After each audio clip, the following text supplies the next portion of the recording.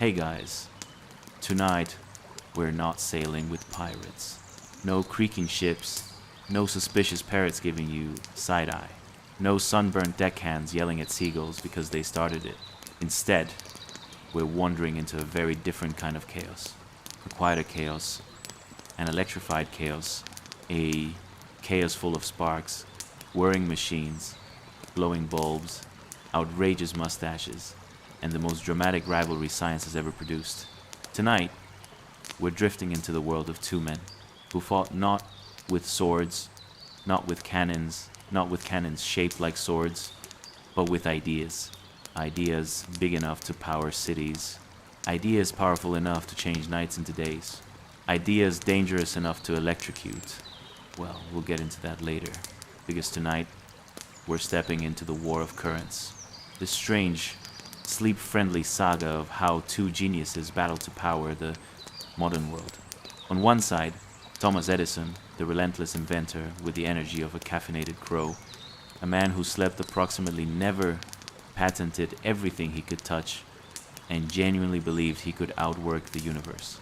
On the other side, Nikola Tesla, the brilliant, mysterious, pigeon-befriending wizard of electricity, who treated math like a love language, and occasionally forgot to eat because he was too busy discovering the future. Their rivalry? Oh, it had everything. Petty insults, dangerous demonstrations, electrocuted animals, publicity stunts so dramatic they make modern tech CEOs look subtle. But before we wander into their laboratories full of buzzing coils, crackling wires, and questionable health and safety practices, go ahead and like the video and subscribe. But only if this kind of calm, cozy, mildly nerdy bedtime storytelling actually helps you relax. If not, that's completely fine. Even Edison and Tesla didn't agree on anything, including, famously, the correct amount of voltage necessary to kill an elephant. We will gently skip that part tonight. Leave a comment telling me where you're listening from and what time it is for you right now. It's always 2 a.m. somewhere, and if you're here, you're probably trying to fall asleep to the comforting thought that at least you don't have to duel a rival genius while arguing about alternating current versus direct current in front of a horrified public. Now dim those lights, switch on a fan for that soft white noise hum, sink into your pillow, and maybe tuck your feet under a blanket. Not because of rats this time, but because an imaginary inventor might quietly wander in to borrow your socks for an experiment you absolutely don't want to be part of. Let's pause for a moment. Have you ever wondered what it actually felt like to live in a world right on the edge of electricity? A world where nights were truly dark, where light came from flame, and sound traveled only as fast as a horse could run? What did it feel like to watch the first bulbs flicker to life? To see a glass globe glow brighter than the sunlit future itself? What did it feel like to invent, compete, fail, succeed, and chase ideas so powerful they reshaped every home, every street, every life? What did it feel like to live in a moment when the world was about to change forever, and two men were racing to decide how? Tonight, we're gonna drift through that world, not to pick sides, not to crown a winner, but to feel it softly, like the quiet hum of a generator warming up, like the gentle pulse of a filament glowing in the dark, like the spark of an idea that refuses to fade. So take a slow breath in, let your day dissolve into the background, and imagine a world suspended between darkness and dawn, waiting for someone or two someones to flip the switch. Settle in, close your eyes if you haven't already, and let the story begin. Chapter 1, the boy who lit the first spark. And now, as your breath slows, the present softens, and the world settles into a quiet stillness. Let's drift back to a small town in 1847, to a moment so ordinary it almost hides how extraordinary it will become. Picture this, a small, red-bricked house in Milan, Ohio.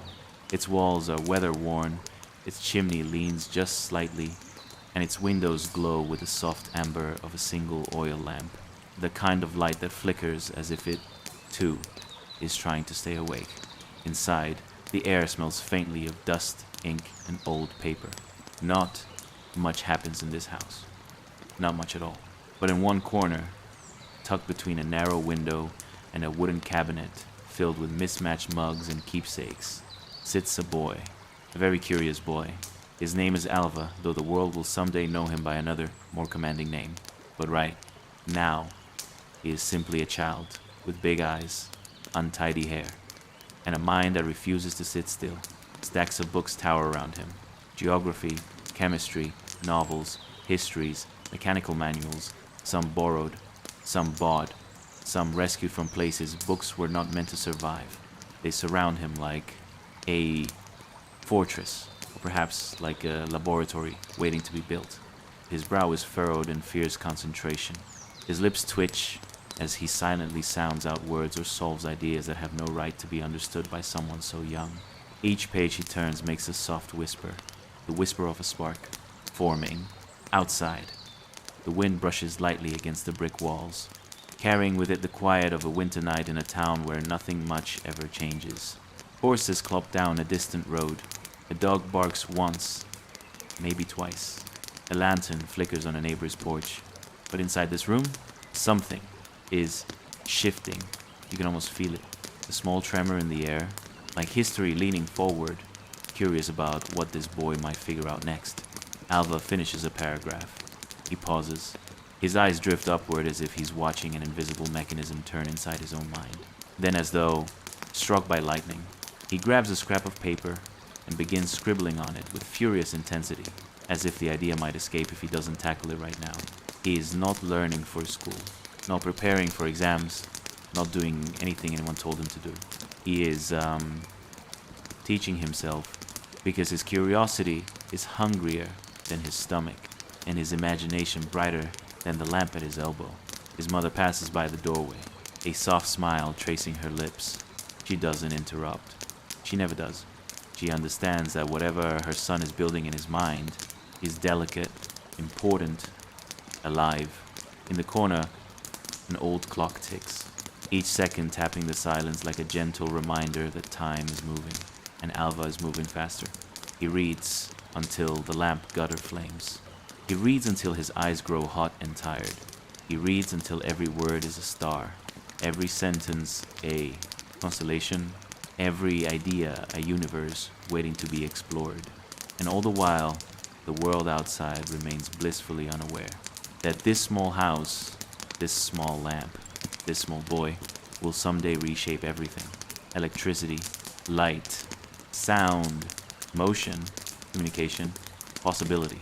But for now, he is just Alva, a child in pajamas, legs tucked beneath him, ink smudged on his wrist, breathing softly in the warmth of an oil-lit night.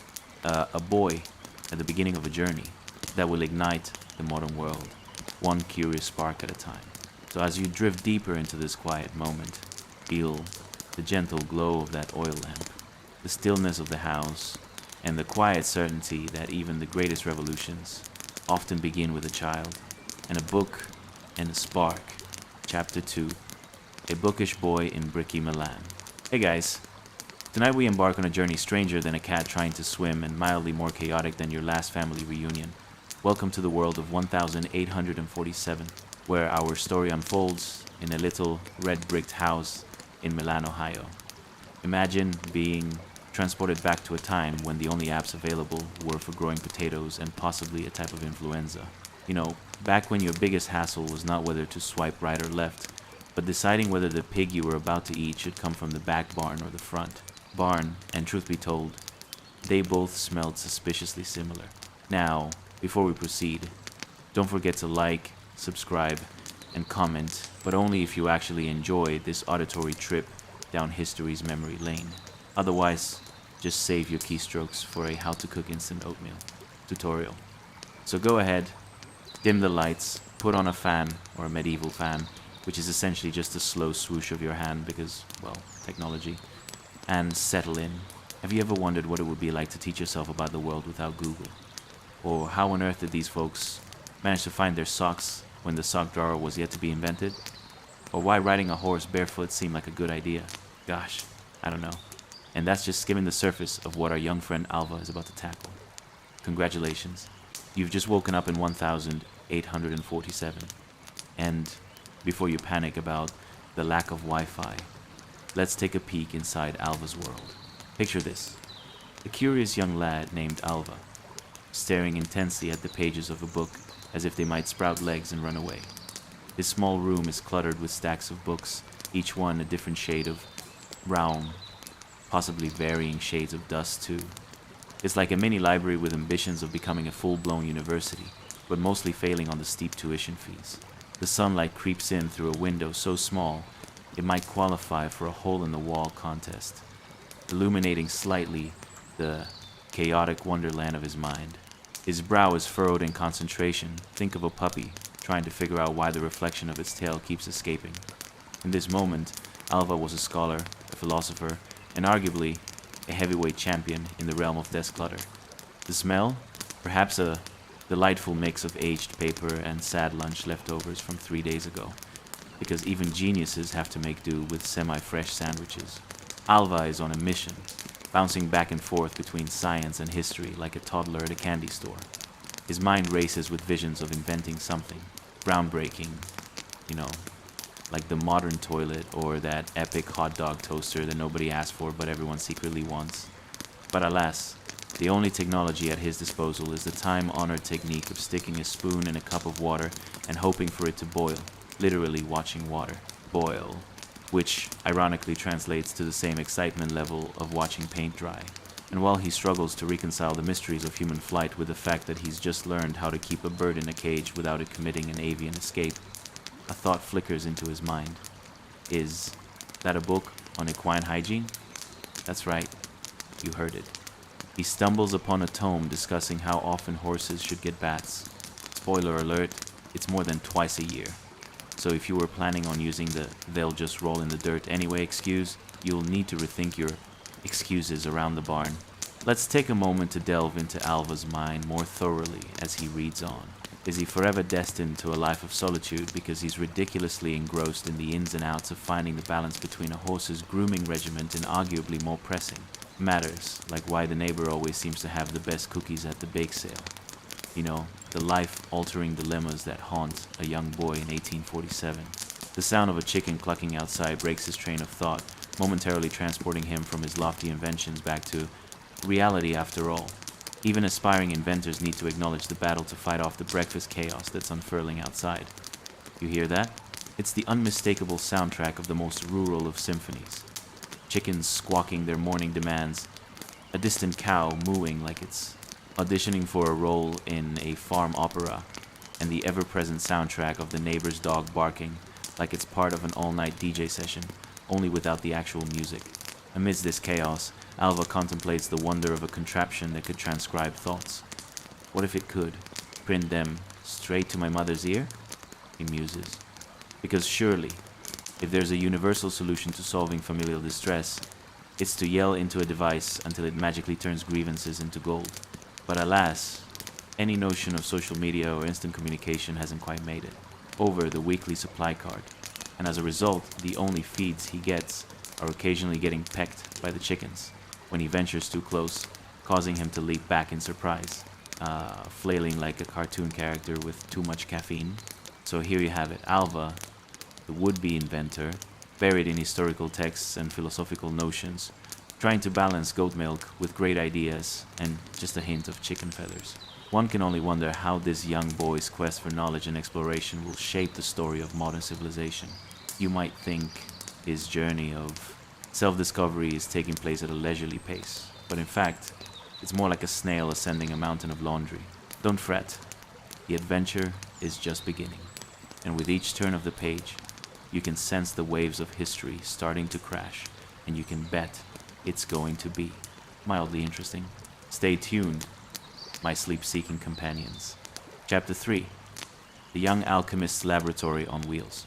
Hey guys, tonight we dive into a world more chaotic than a cat in a room full of rocking chairs, and about as mysterious as your uncle's tax returns. Welcome to 1870, where our story unfolds on the colorful yet oddly aromatic baggage car of the vintage Grand Trunk Railroad. Imagine yourself surrounded by all sorts of luggage, packed tighter than a can of sardines, while a young lad is battling the world's most ambitious science fair project. You know, the kind where a kid decides that mixing chemicals is a great idea on a moving train. What could go wrong? Now, before we roll on, feel free to give that thumbs up button a gentle poke, subscribe for more laughter interspersed with historical nonsense, and drop a comment about the weirdest thing you ever tried to invent. Seriously, only if you actually enjoy this. Otherwise, save your keystrokes for Google, because I can't compete with the vast knowledge of the internet.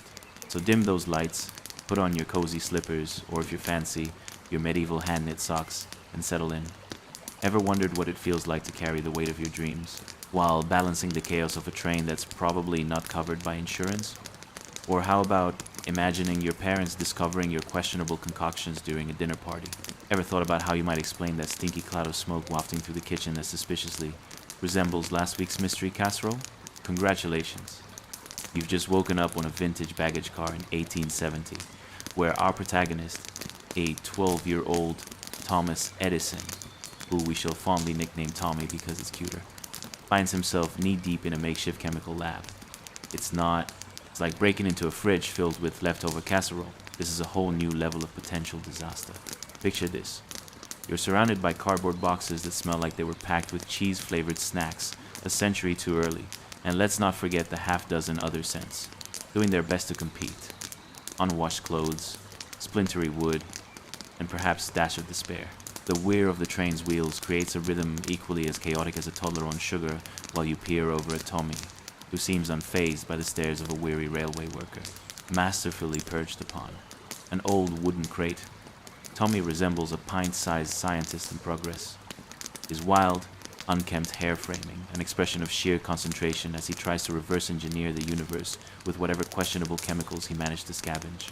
The young inventor is mixing, bubbling, and, if you listen closely, possibly cursing under his breath when the result of his last experiment resembles a diabolical potion rather than anything remotely drinkable. His hands are stained with various concoctions, the colors of which could only be described as what happens when you forget to label your jars. You can only imagine what his mother would say if she could see him now, probably invoking some sort of worried moan of a mother whose child has taken to creating rebellion in the form of fizzing, bubbling chaos. Come back when the world is on fire, she might say, tossing more, then a pinch of salt over her shoulder for luck. As you watch Tommy thump around his little mobile lab, it's impossible to ignore the disapproving glances of the railway worker loitering nearby, arms crossed, brow furrowed, as if daring Tommy to blow something up on his shift. This fellow is likely imagining his own questionable youth when he probably swiped a cousin's firecracker and promptly brought the house down right after his mother called him for dinner, no doubt. His hold on disapproval is tighter than a corset 2 sizes too small. But for Tommy, the world is a canvas, ripe for the painting and exploding canvas, perhaps. His wide eyes twinkle with the hope of discovery and the kind of recklessness that only the young and nocturnally caffeinated think 5 cups of coffee mixed with unfiltered curiosity could conjure. You might even squeeze a chuckle out of the realization that if he had Wi-Fi, he'd probably live-stream his experiments while laughing maniacally, promising everyone a tour through the whole fascinating world of chemistry gone wrong. The stench of sulfur and something akin to burnt rubber fills the air as he leans closer, the trepidation only emphasized by the train rocking back and forth like a sleepy beast over bumpy tracks. Will it be fireworks? Will it be a marvelous invention that changes the course of history? Personally, you brace yourself for the second option, an unexpected creation involving sparkles and a cloud of smoke that would make any friendly neighborhood magician proud. And suddenly, it erupts. A small plume of colorful gas leaps from the easel he's commandeered as a workbench, which sends the nearest luggage falling forward like a bad domino effect. Clattering bags pop open to reveal old clothes and an assortment of knickknacks that haven't seen daylight for ages, bringing more than a hint of unintentional comedy to this already outrageous moment. It's like some bizarre traveling circus, right in the heart of Industrial Revolution madness, where all of life's inconsistent experiences converge, as you chuckle at the scene tumbling before you, like a charmingly awkward play meant for a bemused audience. You can't help but wonder what on earth became of poor Tommy. In a world rife with competition, He's now set against all sorts of innovative foes, wondering if they'll ever bring their wacky inventions to the same level, or if they're just destined to stay as oddities in someone's attic. But isn't that the charm of history? The little mishaps, the unexpected victories, the strangely shaped clouds of chemist dreamers figuring out how to make life mildly interesting. So let the ride roll on. The story continues, with inventors, explosions, and certain chaos waiting just around the next bend. Feeling cozy yet? The journey is far from over. Chapter 4. A train, a boy, and a very bad idea.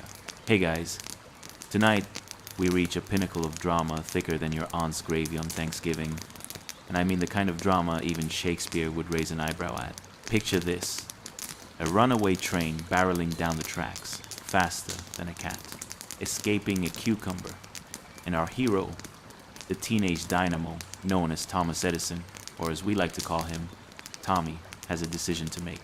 Now, before you ponder your own life choices while trying to balance a slice of leftover pizza, let's take a moment to appreciate the absurdity of life in 1870. So do me a favor, hit that like button like you just found a $20 bill in your coat pocket. Subscribe if you're enjoying the wacky historical roller coaster so far, and drop a comment about your most reckless childhood adventure. Bonus points if it involved a firecracker and a very nervous pet. Seriously, only if you actually enjoy this, okay? Now, dim those lights, wrap yourself in your favorite blanket, or, if you're feeling fancy, a sleeping bag that's probably been around longer than your great-great-grandmother. Let's be real, have you ever wondered what it feels like to stand beneath a train bridge, contemplating life choices while trying to avoid getting turned into a pancake? Or how it would feel to save a friend from a runaway train while everyone else just watches, possibly munching popcorn? Congratulations! You've just woken up in 1870, where the steam is sizzling, and so are the stakes. Welcome to a railway station that smells like burnt coal, sweat, and a hint of desperation. A place way more chaotic than your neighbor's unkempt yard after a storm. As the station master nervously checks his pocket, watch a mere accessory compared to what we use to keep track of time, his demeanor screams more panic than you'd find in an overcrowded elevator. Suddenly, the shrill whistle of a train pierces the air, echoing like a banshee in the night, and Tommy sees it. A boy, oblivious and innocently daydreaming about whatever boys daydream about. In the late 19th century, perhaps, elaborate schemes to build a sky castle or avoid homework. As if fate has dressed itself up for a grand performance, the boy steps onto the tracks, now frozen in the very moment of oblivion, faster than you can say whoopsie-daisy. It's enough to make you wonder if he's got a safety manual that's thicker than a slice of bread. But fear not. Our hero Tommy springs into action with the energy and enthusiasm of a squirrel on espresso. Now, let's not kid ourselves. Coming face to face with a runaway train is like attempting to teach a goat how to waltz. It's bound to end badly. The whistle shrieks like an angry bird that's just spotted a cat. Tommy bounds forward, his heart thundering like a marching band on a caffeine high. He reaches for the boy just as the train rumbles ever closer, each puff of steam morphing into an animated cloud of doom. In a move that would undoubtedly make a sports coach weep with pride, Tommy yanks the kid back just in time, like a superhero who skipped leg day but excels in dramatic flair. The momentum sends them sprawling onto the wooden platform, creating a spectacle that would have easily earned them a spot on the 19th century equivalent of TikTok. As they tumble, the station master, who's been one awkward moment away from cardiac arrest, rushes over, eyes wide as saucers. With a voice that vibrates like a tuning fork, he exclaims, "You saved him. My goodness, you saved him. What are you doing with all that reckless bravery?" Tommy, determined not to appear fazed, because obviously acting cool is crucial when saving lives, grins and shrugs. Just thought it was about time to give someone a lift to the next dimension. You know the usual. The station master, still grasping the gravity of the situation, watches with immense gratitude in his eyes. A pivotal moment occurs as he leans down, offering the reluctant young inventor a mentorship, the kind of bond that could only sprout from shared adrenaline, a sprinkle of anxiety, and a dash of madcap genius. "You've got talent, Tommy," the station master says, looking at him as if he's held a shining piece of electrical potential in his hands. "You could change the world with that energy, but cracking a few eggs on the way might need a bit of finesse." Imagine if Sir Isaac Newton had been an egg enthusiast, completely different Apple-related metaphors, right? In a world where competition loomed like that cloud of steam, Tommy yearned for the chance to innovate in a way that might one day leave his mark. But what happens after saving a life? You get a cookie? A medal? Or, as in Tommy's case, a mentor who believes in you and hatches a plan as ambitious as your local bakery's idea of just a sprinkle on a cake? As the gravity of the encounter settles, the train echoes in the distance, almost like the universe itself applauding Tommy's leap into destiny. And you bask in the cozy delight of history's quirks, where the young and audacious are always figuring out how to make the world just a little bit more interesting. See, even in 1870, the moments you take can lead to ripples that power the future, like the runaway train that keeps us all on edge. How exhilarating and exhausting life can be, especially when you're just a kid on the brink of greatness. Can you hear that whistle in the distance? The steam is rolling on, and the next chapter of our quirky tale awaits. Chapter 5, The Humming Heart of Progress. Hey guys, tonight we find ourselves in a scene more electrifying than a cat in a room full of vacuum cleaners. The buzzing telegraph office of the 19th century. Imagine a wall draped with wires, a medley of beeps and boops soaring through the air like an opera sung by a herd of cranky goats. Yes, this is where young Thomas Edison, our protagonist, our light bulb enthusiast, is tapping away at a Morse key, sending messages faster than gossip spreads in an office break room. But before we dive deep into the chaotic charm of 1870, let me ask you, have you ever tried texting your mom only for her to respond 2 days later because she was stuck on the hamster wheel of life? Or perhaps you've left the fruit basket unattended at home, only to return to find it's morphed into a experimental science project, dangerously close to taking over by bacterial uprising? Well, fret not. In this society, they have mastered the art of outdated communication. So, dim those lights. Grab that half-eaten granola bar that's been lurking in your bag for days and make yourself cozy, preferably not too cozy, or you might find yourself waking up, drooling. Welcome to an era where words travel via wires, and that old-fashioned messenger pigeon looks about as useful as a chocolate teapot. Congratulations! You've just woken up in a busy telegraph office where ink-stained hands are as common as a cat basking in a sunbeam, and the atmosphere is charged with anticipation, like the moment before someone finally decides to address the elephant in the room.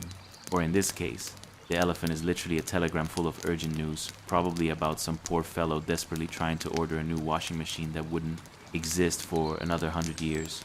Your eyes scan the room, and everything is moving at a pace that would make a caffeinated squirrel proud. The room reverberates with the clattering of keys, the rhythmic tapping that resembles a less rhythmic drum circle gone wrong. You can almost smell the faint waft of burnt coffee mixed with the faint scent of optimism and desperation, just an average Tuesday.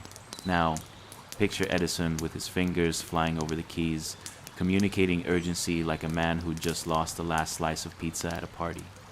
The clatter is relentless, as if he's engaged in the most intense game of digital hopscotch known to mankind. Each dot and dash reflects his vocabulary choices. Right now, he's sending important instructions about more telegraph wires, which, let's be honest, are about as exciting as watching paint dry. But never fear. This is the crux of the Second Industrial Revolution, where the hum of machines and the click-clack of keys define modernity. Edison's focus is solid, yet half tempted by daydreams colonizing his thoughts like weeds in a garden. Will he finally invent the perfect light bulb? Will he ever find a pair of socks that actually match? One can only wonder. Oh, to be a fly on the wall in this electric paradise, if only that fly had actual electric wings instead of a penchant for buzzing uncontrollably around your head. As you weave through this lively scene, envision the chaos around Edison. A clerk scribbles furiously, his inkpot skidding dangerously across the desk, while another worker dodges a nearby pile of failed experiments, quite possibly the remains of an early blender or a toaster designed to double as a doorstop. Who knew being a genius involved so much trial, error, and apparently design disasters that could make a modern apartment's open floor plan seem like pure genius? And let's talk about the telegraph itself, the magical machine that could send messages faster than you can launch an online debate about pineapple on pizza. With every tap, it was like squeezing a little lemon of communication into the punch bowl of human connection. Anyone pressing the key could send news across miles faster than anyone could deliver actual lemon slices to a party, leading to more drama than an episode of a reality show about house pets fighting for a treat. But don't let this wondrous contraption fool you. While Edison worked fervently, his colleagues often found themselves stricken with moments of amusement. Picture them reenacting everyday life as an avant-garde play about communication, complete with exaggerated gestures every time a telegram arrived, like some bizarre form of Morse code charades. The excitement over a simple message, "Please send more ink," would unfold like pure Shakespearean tragedy, infused with snorts of laughter and enthusiastic shrieks as if they'd just unearthed the modern-day treasure map. And, amidst the buzzing madness, something profound starts bubbling just beneath the surface. Edison, a mad genius of sorts, realizes that this hum of telegraphs is only the tip of the iceberg. He senses that soon, communication will ebb and flow like ocean waves fusing human interaction with technology in ways that simply boggle the mind. Edison takes a moment, pondering life's grand designs amid the clattering chaos. And you, dear listener, in your cozy retreat, bask in the chaotic brilliance of this bustling office where the modern world is being stitched together, one dot and dash at a time. Because in the end, isn't it a little ironic? Ah, yes, here we are in a world wired together, and yet still utterly baffled about how to connect with the very people who make our lives lively. It's as if society decided to swap secrets faster than a rumor circling a gossip mill, only to find that miscommunication is the real standout hit of the show. So, let the clatter of keys lull you into a meditative state as we glide deeper into this wild tapestry of invention, enlightenment, and yes, even a touch of craziness. Are you ready, dear dreamer? We've barely scratched the surface of this remarkable age, filled with ambition, sparked by the simplest of inventions. What could possibly come next? Chapter 6, The Electric Oompa Loompas of Menlo Park. Hey guys, tonight we embark on a journey more charged than your neighbor's opinion on the latest TikTok dance challenge. Welcome to the electrifying world of Menlo Park, New Jersey, in 1876, where Thomas Edison and his gang of science wizards tinkered away like caffeinated squirrels in a candy store. If you ever wondered what it was like when the world transitioned from flickering gas lamps to the dazzling glow of electricity, well, buckle up, or rather, plug in your imagination, because it's about to get wild. Now, before we dive into the chaotic charm of men in lab coats rushing about with all the energy of children after a candy binge, I have a few burning questions, sort of like that toaster you keep meant to make breakfast but instead pops up more surprises than an uninvited house guest. Have you ever pondered what modern life would look like without these paper-thin wires running through our homes? Or calculated how many failed dinner party plans were set ablaze, quite literally, in the days before electricity? Do you know how, before Edison's light bulb, someone might have used a chicken with a lantern attached to its neck as a form of illumination? Its spoiler, it didn't go well for the chicken or the guests. So, dim those lights unless you're still clinging onto your dim CFL bulb from 10 years ago and get ready to snuggle in. Throw on a cozy blanket. Grab that ancient snack hiding in the back of your cupboard. Don't worry, it still has some flavor left. Maybe. And let's drift into the fascinating mess of innovation that unfolded in a small, orderly room that, in a bizarre turn of events, would set the world alight. Congratulations! You've just woken up in 1876 in a workshop filled with more wires than a tech convention and what might seem like an unhealthy obsession with gadgets. To your left, Edison stands at a workbench, and you can almost hear the collective buzz of ideas sparking around him like little electric fireflies if fireflies were overly caffeinated and full of wild ambition. The sounds here could compete with a chicken coop at bedtime.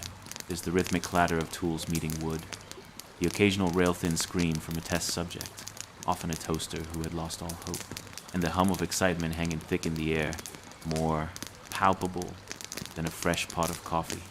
You can smell the burnt wires mingling with the scent of fried food because, in the pursuit of invention, lunchtime etiquette goes out the window faster than you can say, Oops, I accidentally short-circuited my sandwich.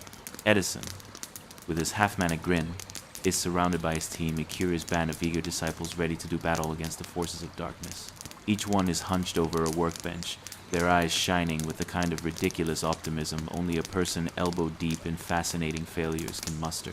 Imagine them wearing lab coats that have probably seen more electrical mishaps than an amateur magician at a kid's birthday party. So many stains, so little time to worry about appearances. Now, you're probably wondering what exactly these vintage nerds were up to in their little corner of the universe. They were dashing around, trying out early electrical components that, let's be real, resembled a cross between a toy from a thrift shop and a mad scientist's worst nightmare. Wires snaked around the shop like an overzealous chord organizer, while everyone ambled about, adjusting their spectacles and most definitely almost tripping on something resembling more like a makeshift power strip than a proper workbench arrangement. As you lean closer, you might catch snippets of conversation more riveting than an all-night infomercial. If only we could get this light bulb to shine without also heating the room like a sauna during a heat wave, one engineer exclaims, gesturing wildly with a pair of pliers. You can't help but wonder if these brilliant minds had ever considered that maybe, just maybe, humans should not be able to fry bacon in the glow of an electric light bulb. And then there's the infamous gossip surrounding Edison himself, like a celebrity with more controversies than actual productivity. Did you hear he promised to revolutionize the world with electric light and still managed to drop out of school at 12? Or the time he tried to create an electric-powered potato peeler, which, believe it or not, almost led to an uprising among kitchen gadgets? Who knew carrots could hold such bitter grudges? But despite the chaotic camaraderie and ludicrous experiments, amid the buzzing madness, something monumental was stirring. This team was not just making gadgets, they were reshaping how society would illuminate the nights forevermore. The new age of electricity was approaching, and steps were being taken, one zany invention at a time, to light the way for civilians, whether they were ready or not. In that moment, surrounded by craziness, you might feel the anticipation thickening in the air, an electric hum that has little to do with the machinery. It has everything to do with the feverish delight of possibility. The world as they knew it was on the cusp of changing forever, one aha moment at a time, leading towards a flicker, then a bloom, and finally a glow that would outshine any summer evening bonfire. So as you lay back and let the cacophony of innovation lull you, remember, dear listeners, every scientific discovery began with someone willing to yank their hair out while trying to make two wires connect in a way that would, against all odds, spark the dawn of a new era. And who knows, perhaps while you drift deeper into dreams lit by the wisdom of history, you might discover the same spirit of invention and trial, even wrapped in a blanket of your own making.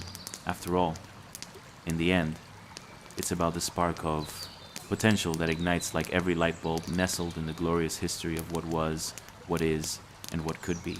Sweet dreams await, and bright ideas simmer just on the horizon, patiently waiting to illuminate the night. Chapter 7. The Spark That Lit the World. Hey guys, tonight we're stepping into a moment more illuminating than your friend's revelation that they only just knew about the existence of humus, the very first public demonstration of the electric light bulb in 1879. Imagine a scene where the press clung to their hats like that one friend who drinks way too much caffeine because Thomas Edison was about to go full wizard mode in Menlo Park. If you feel inspired, by all means, grab your favorite snack and settle into your couch, because the drama, the chaos, and maybe even a few brush fires are about to commence. Now, picture this. How often do you find yourself wishing you could light up a room instantly, without the wrestling match with those old fixtures that seem to have the same spirit of cooperation as your cat during bath time? Have you ever thought about how we take light for granted, flipping a switch like it's a magic wand, while ignoring the fact that just over a century ago, people relied on candles and gas lamps more stubborn than a toddler refusing a nap? And what about the time it took for Edison and his not-so-minions to make light bulbs chime like a well-tuned orchestra? But enough pondering, let's dim those lights and transport ourselves back. When disappointment came not from a stale TikTok trend, but from yet another failed experiment that made everyone save their popcorn for real-life theater. Congratulations, you've just woken up in a workshop in Menlo Park, where the smell of burnt wires and overzealous ambition dance together like a two-step at a wedding reception, awkward yet oddly entertaining. This workshop doesn't just resemble your typical neighborhood garage. It's a bustling laboratory filled with scientific marvels and misfit contraptions that could only be described as a hodgepodge of creativity. Here, in a room cluttered with yesterday's failed experiments, a flame of hope flickers more brightly than a modern LED bulb. Edison's team of quirky creatives is hard at work, each immersed in the fascinating world of electric experimentation. Wearing lab coats stained with bits of who knows what, their faces light up with an unhinged desire to defy the darkness. You might even hear one of them mumbling, "I swear, if this bulb works, I'm calling dibs on the next light-themed dinner." Party! As you stroll through this electrifying space, you can hear the sounds of clinking glass, sizzling metal, and most importantly, the sound of genius colliding with ridiculousness. It's like a symphony conducted by the orchestra of chaos itself. If only we can get this filament to down. Glow without also roasting the marshmallows. We're not even cooking, one engineer exclaims, reminding you that not all ideas will yield a perfect s'more. In a little corner, you find Edison himself, conducting electricity like a maestro directing a powerful symphony, with wild hair that could make a bird's nest envious. He flips, switches, and jots down notes, all while occasionally shouting to his team, "Remember, guys, we're not just inventing light bulbs. We're ushering in an age where nobody will need to get ready for bed before sunset." Meanwhile, another engineer mumbles about last week's glorious failure involving more wires than sense. It ended in disappointment and a minor electrical explosion that rendered their afternoon snacks combustible and their lunch plans ruined. Let's just say prunes and sparks don't mix well. Who knew that turning a light on could also turn lunch into a high-stakes challenge? But despite the strange smell of burnt toast that has become synonymous with their work, there's an energy buzzing through the air, a palpable anticipation that something historic is on the verge of happening. Edison's eyes gleam as he adjusts the carbonized bamboo filament, his last-ditch effort to prove to the world that with one simple flick, a dark room could transform into a glorious oasis of light. Suddenly, with a flourish that can only be described as a cross between a magician revealing a grand secret and a child showing off their latest crayon masterpiece, the room fills with the radiant glow of a well-deserved light bulb. Cue the applause. A single filament glows steadily, pushing back the darkness that had been an unfailing, stubborn presence in homes for eons. It's as if a million tiny stars have just flared into existence within those four walls, each celebrating the birth of a new era. You have to wonder, what were people thinking, watching Edison's miracles unfold? Did they realize they were witnessing the dawn of the electric age?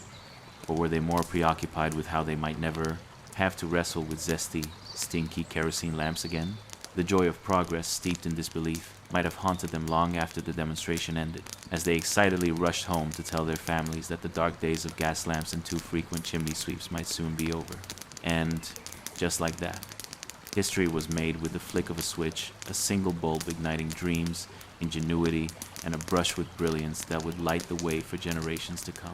No need for a magic wand when you've got a carbonized bamboo filament in your back pocket. So next time you flip that light switch, remember Edison's eccentric crew, who risked singed eyebrows and the occasional explosion in the name of progress.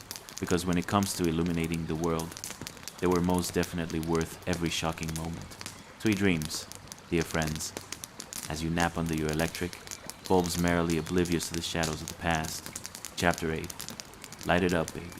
Hey guys, tonight we're diving into a moment brighter than your future after that 2023 resolution to actually start exercising. Yes indeed, we're heading to Lower Manhattan in 1882, when electricity made a debut that would make even the most glamorous of explosion scenes in today's movies look like a garden party. Imagine the smell of innovation, mixed with that tantalizing scent of burnt toast, and a hint of the chaotic vibe you'd get from a cat stuck in a tree while fireworks are going off below. Take a moment right now to conjure up a picture of the world back then. It's like entering an era where every flickering gas lamp shouted, "Let's not be too bright, shall we?" Can you picture the locals ambling about with their gas lamps, holding them like they're trying to scrape together some semblance of daylight in a world perpetually painted in shadows. I mean, how ridiculous is that? Were they ever tempted to just start shouting at the lamps like, really? A flicker is all you've got? But don't get too cozy, because soon these poor souls won't need to shout at the lamps anymore. With the invention of Edison's power station, it's a little like handing an iPhone to someone trapped in a flip phone world. Except better, because poof. Suddenly, the dark, puddle-strewn streets of Manhattan are illuminating like a dance floor at your cousin's wedding where everyone suddenly remembers how to do the Macarena.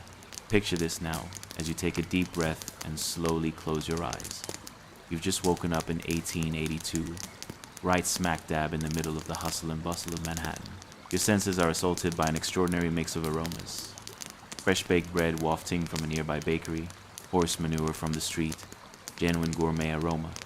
And in an act of wild rebellion, freshly cut grass from the park, as if nature itself is chiding the era's industrial buzz. Now, let's dig a little deeper, shall we? Can you hear the clanging of iron tools and the whistles of steam-powered machines? They're chugging along, working harder than you did during your last Zoom call when you pretended to be engaged.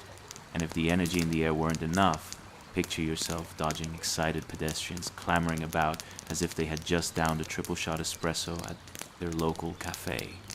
Everyone's buzzing, and you can't help but wonder, how do they find time to gossip about the weather when the light bulbs would soon dazzle them into a state of euphoria? But alas, that delightful transition wasn't without some significant friction, because nothing ever is. It's like when your Wi-Fi drops out during the best part of your latest binge watch. People weren't entirely convinced that this newfangled electricity was anything more than a passing fad, akin to bell-bottom jeans or powdered wigs. The gas company, in a last-ditch effort to stay relevant, might have seen Edison's innovation as a direct affront, akin to someone trying to replace their beloved VHS with a streaming service. Imagine a time when residents of Lower Manhattan were facing a dangerous rivalry. Gaslight versus electric light. Street lamps flickered grudgingly, as if they had feelings and deep-seated insecurities. Just picture it, a gas lamp on one end of the street, sulking in the corner while an electrifying bulb shines like a superstar on the other.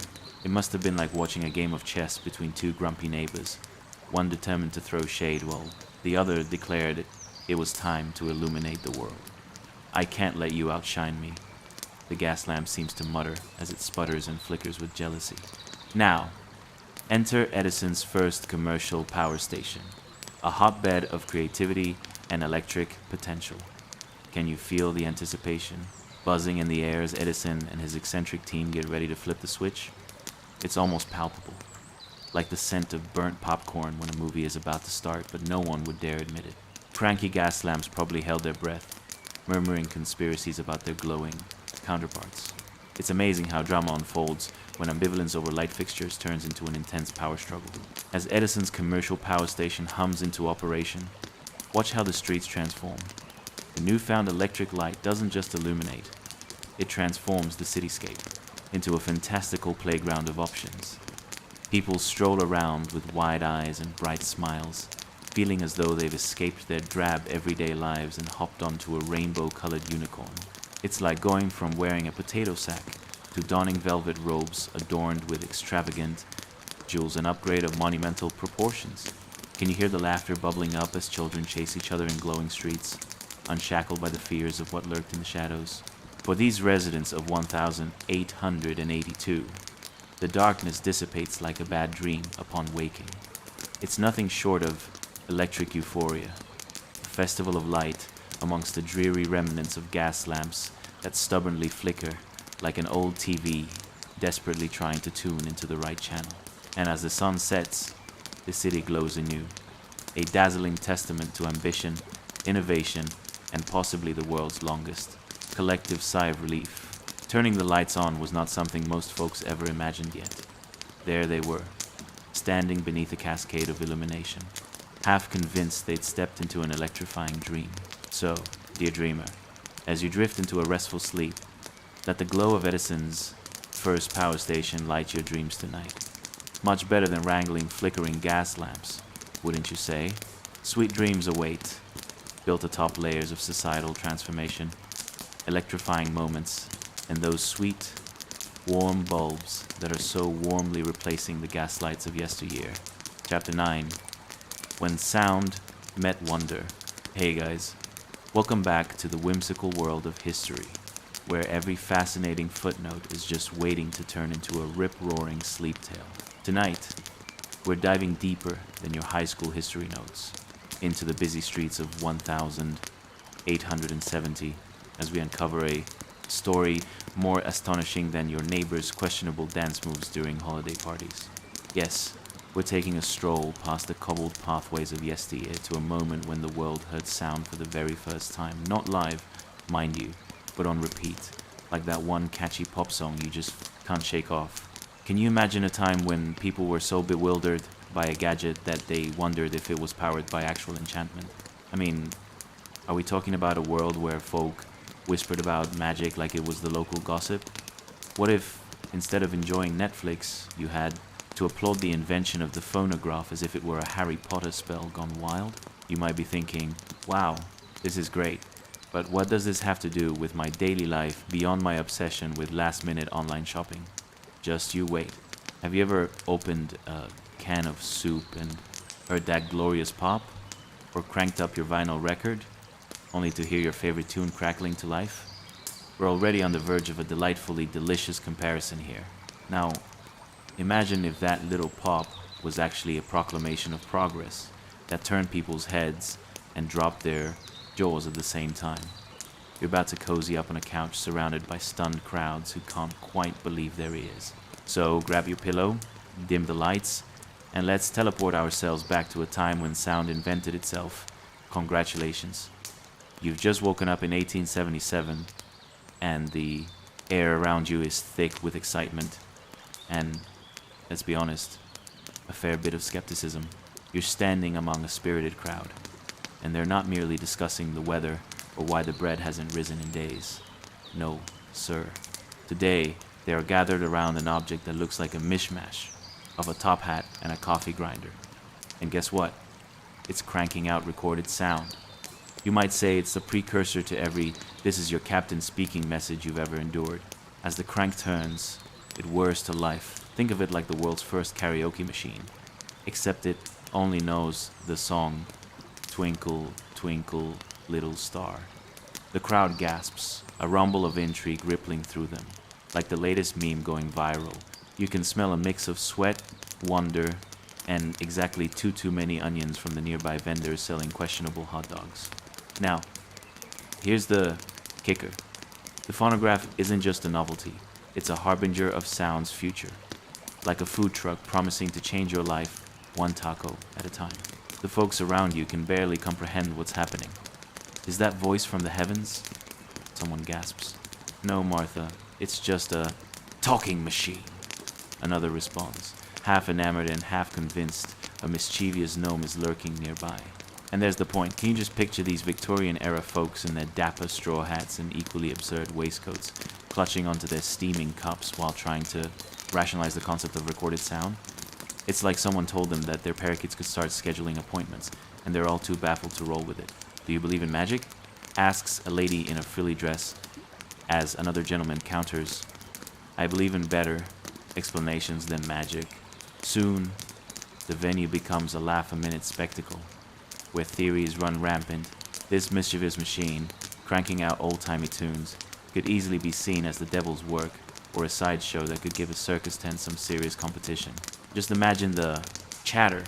What if it's a time portal?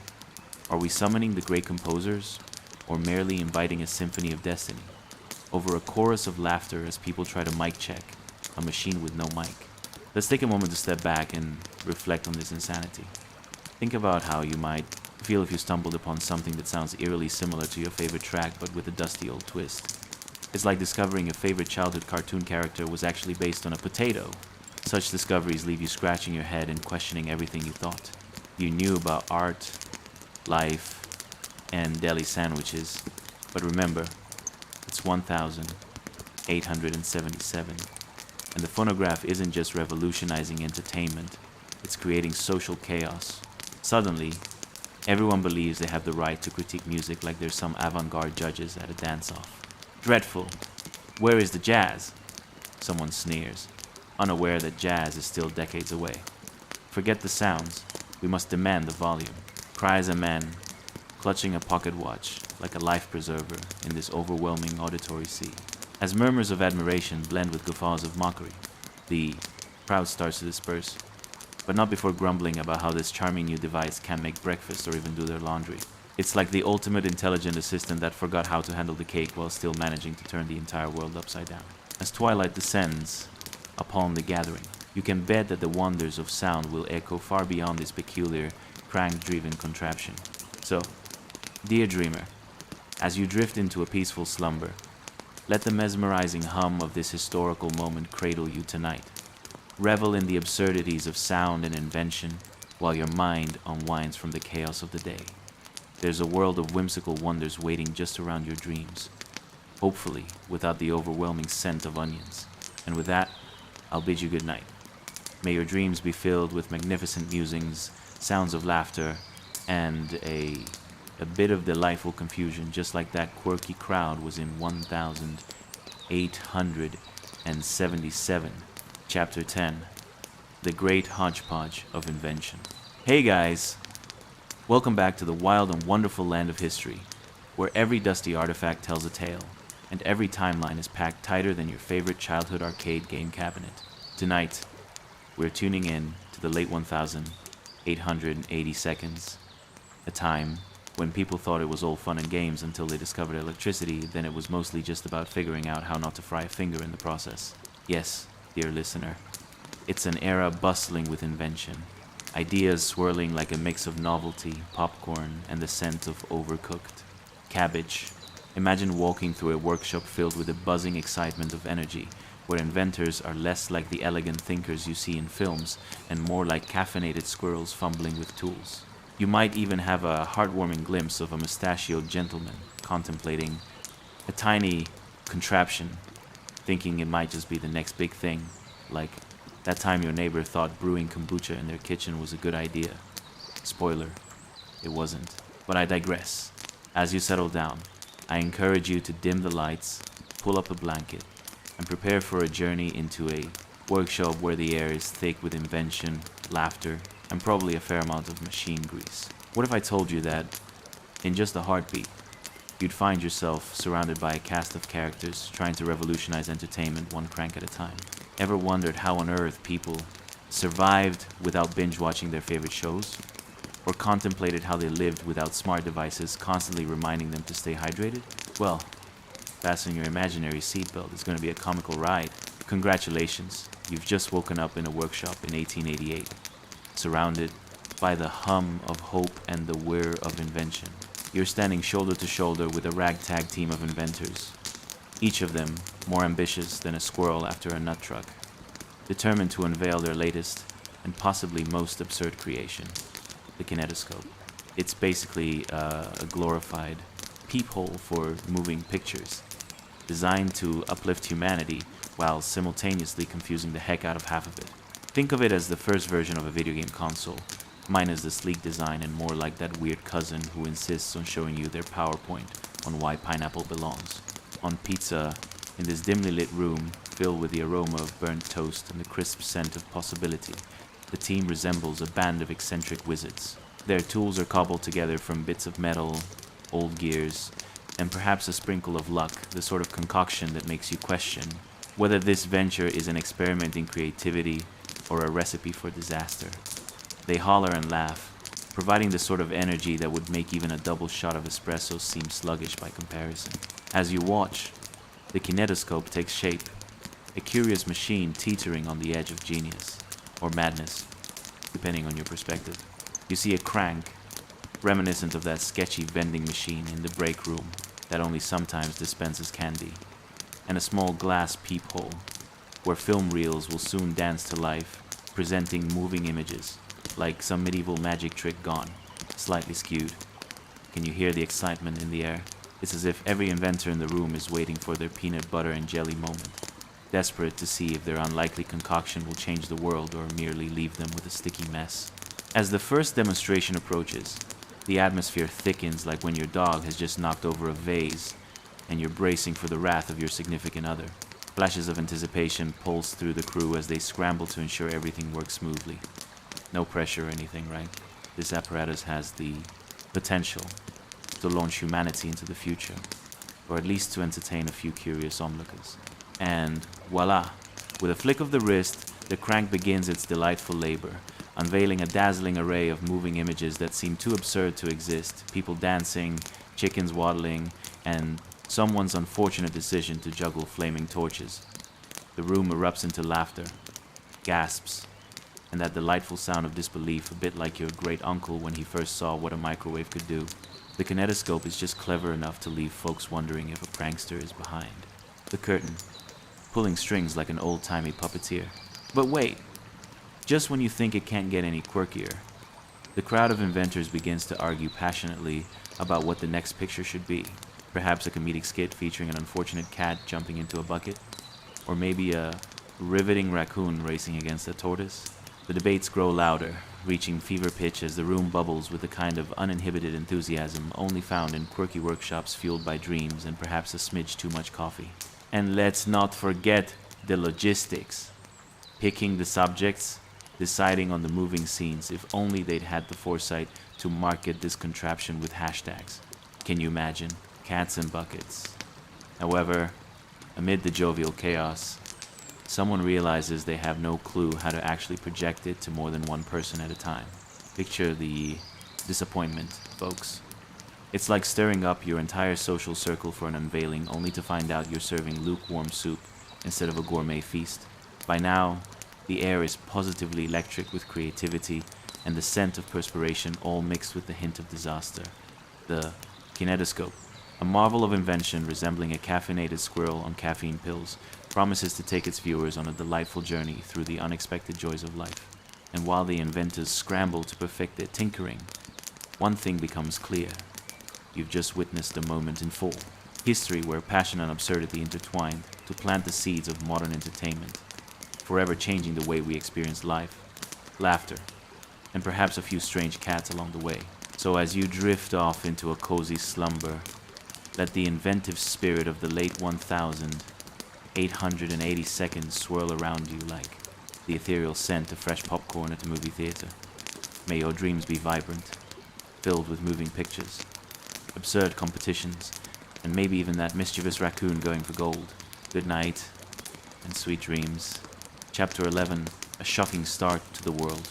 Hey guys, welcome back to another wild roller coaster ride through history, where we've got more clashing inventions than an over-caffeinated raccoon in a trash can. Tonight, we're diving deep into the stormy mountains of the Austrian Empire in 1856, during an electrifying moment, or should I say, mildly shocking, when a little child with a big destiny was born. Spoiler alert. No, it isn't the plot twist of your favorite soap opera, but the beginning of a saga that will tickle your brain and shuffle your socks. Before we embark on this slightly damp yet riveting journey, go ahead and dim those lights. Maybe grab a snack, preferably not a turnip, unless you're into really rough dining experiences. And please, take a moment to prepare. Ask yourself, what would it be like to be born during a thunderstorm? Was the first thing baby? Nikola Tesla heard the crack of thunder, or was it his mother whispering, "Great, just what we needed, another source of energy in the family"? What would happen if your childhood involved more lightning than a heavy metal concert? And, most importantly, how many times can the poor midwife drop her instruments while trying to juggle the birth of future genius in a stormy tantrum? With those whimsical musings fluttering in your mind, congratulations. You've just woken up on a stormy night in 1856 in the grand but somewhat moist village of Smiljan. The air is thick and charged, an indication that Mother Nature is in a decidedly dramatic mood. Lightning streaks ominously through the mountainous sky like an over-caffeinated child coloring outside the lines. As you hang on to your blanket for emotional support, you might just imagine that you could hear it crackle with energy, like the way you'd gaze at a live wire at a science fair and think, what could go wrong? Picture the scene! Inside a humble wooden shack, lit by flickering candlelight, a midwife is frantically trying to handle this baby business, while the expectant parents do their best to look calm. Spoiler, they're not. Nicola's mother, a rather wise woman with an air of superiority that only a mother can muster in the face of possible electrocution, glances at the midwife with a knowing look. Do we really need to whisper ominous things about my son's fate? I mean, look at that. Lightning. He's basically destined to invent something that will shine brighter than my Aunt Petunia's holiday decorations. Ah, yes. The original fairy tale begins with a flash of thunder, a dramatic birth story that sounds like the opening scene of a superhero movie. And just like most superhero origins, it comes with plenty of irony. Imagine being a historical figure whose first moments are punctuated by Mother Nature's more theatrical outbursts. While you're nestled among blankets that smell faintly of sheep, this little fellow, unbeknownst to all, is destined to pivot the very fabric of modern civilization. Little did everyone know they should have been keeping the candles away from the electric potential of this child from the get-go. And let's shift gears for a moment and compare this situation to our not-so-humble lives today. You think the delivery room has its share of chaos? Try having a midwife bouncing around while thunder slams like the world's worst DJ. If the hospitals in today's world feel more high-tech than a sci-fi movie, the birthing experience back then was a cross between a chaotic circus and an unmonitored science experiment.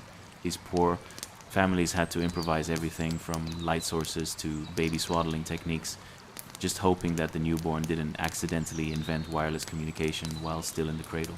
As the storm rages outside, the baby's cries pierce the tumult, a pitch so high it could probably shatter glass. The midwife scrambles, and in a moment of total mayhem she fumbles, sending her equipment flying across the room like confetti at a wedding. "Please don't drop that," you might whisper, half laughing, half wincing at the very thought. How does one explain broken equipment to the new parents? Sorry, we seem to have misplaced your baby's first ultrasound in the bushes outside. Could have sworn I saw it out there. But I digress. Nicola's mother is no novice to motherhood. Armed with wit sharper than a lightning bolt and more nurturing power than a pack of nurses armed with lollipops, she firmly holds the tiny wizard in her arms. As the electrical energy crackles outside, she snickers softly, thinking about how her bouncy baby might just revolutionize the world for better or worse. At least you won't have to worry about turning the lights on in Biz. "This house," she muses, fully aware that her little bundle of joy might just create the world's first battery-operated baby monitor. So as the storms rage on, nature apparently rooting for Tesla to take on the world, you might find yourself tucked away, warm under layers of cozy blankets, feeling the surreal connection to a past defined by whimsical chaos. Picture this lively birth experience. With the thunder booming like a faulty sound system at a summer concert, the midwife's frenzied dance for survival, and a mother's unwavering belief that her child would outshine even Mother Nature herself. And just like that unforgettable night, as you nestle into your own bed, let the tale of young Nikola Tesla electrify your dreams, fusing absurdity and awe long enough to lull you into slumber. May the visions of cranky midwives and harmless thunderstorms spark your imagination. Good night and sweet dreams. Chapter 12. The Power of Imagination. When machines run wild in the mind. Hey guys, welcome back, Cozy Night Owls. Tonight, we're about to jump into a world where young dreamers can manifest entire machines in their minds, while the rest of us are just trying to remember where we left our phones. Spoiler alert. Probably in the fridge next to last week's leftovers. So, prepare yourselves for a journey through the steam-soaked gears and chaotic currents of the Second Industrial Revolution. Imagine a time when inventors like an overly ambitious macaw were flapping their wings, trying to take flight without a safety net, or at least a proper understanding of aerodynamics. Before we plunge into this whimsical tale, I invite you to dim those lights, place a pillow under your head, maybe grab a midnight snack. I mean, who doesn't love a snack at 12 in the morning? But do make sure it's not a turnip again. Those things just don't agree with bedtime. You'll be snoring louder than a distant steam engine. Now, let's contemplate a few questions that will drift you down the river of absurdity. Have you ever tried to focus during a boring lecture, only to find yourself daydreaming about inventing a toaster that can also make coffee while simultaneously solving world hunger? Or have you stared into space, imagining a world where we teleport instead of endure that awkward small talk at the bus stop? If you think you're imaginative, brace yourself, because tonight we're diving headfirst into a young mind bursting with creativity and inspiration.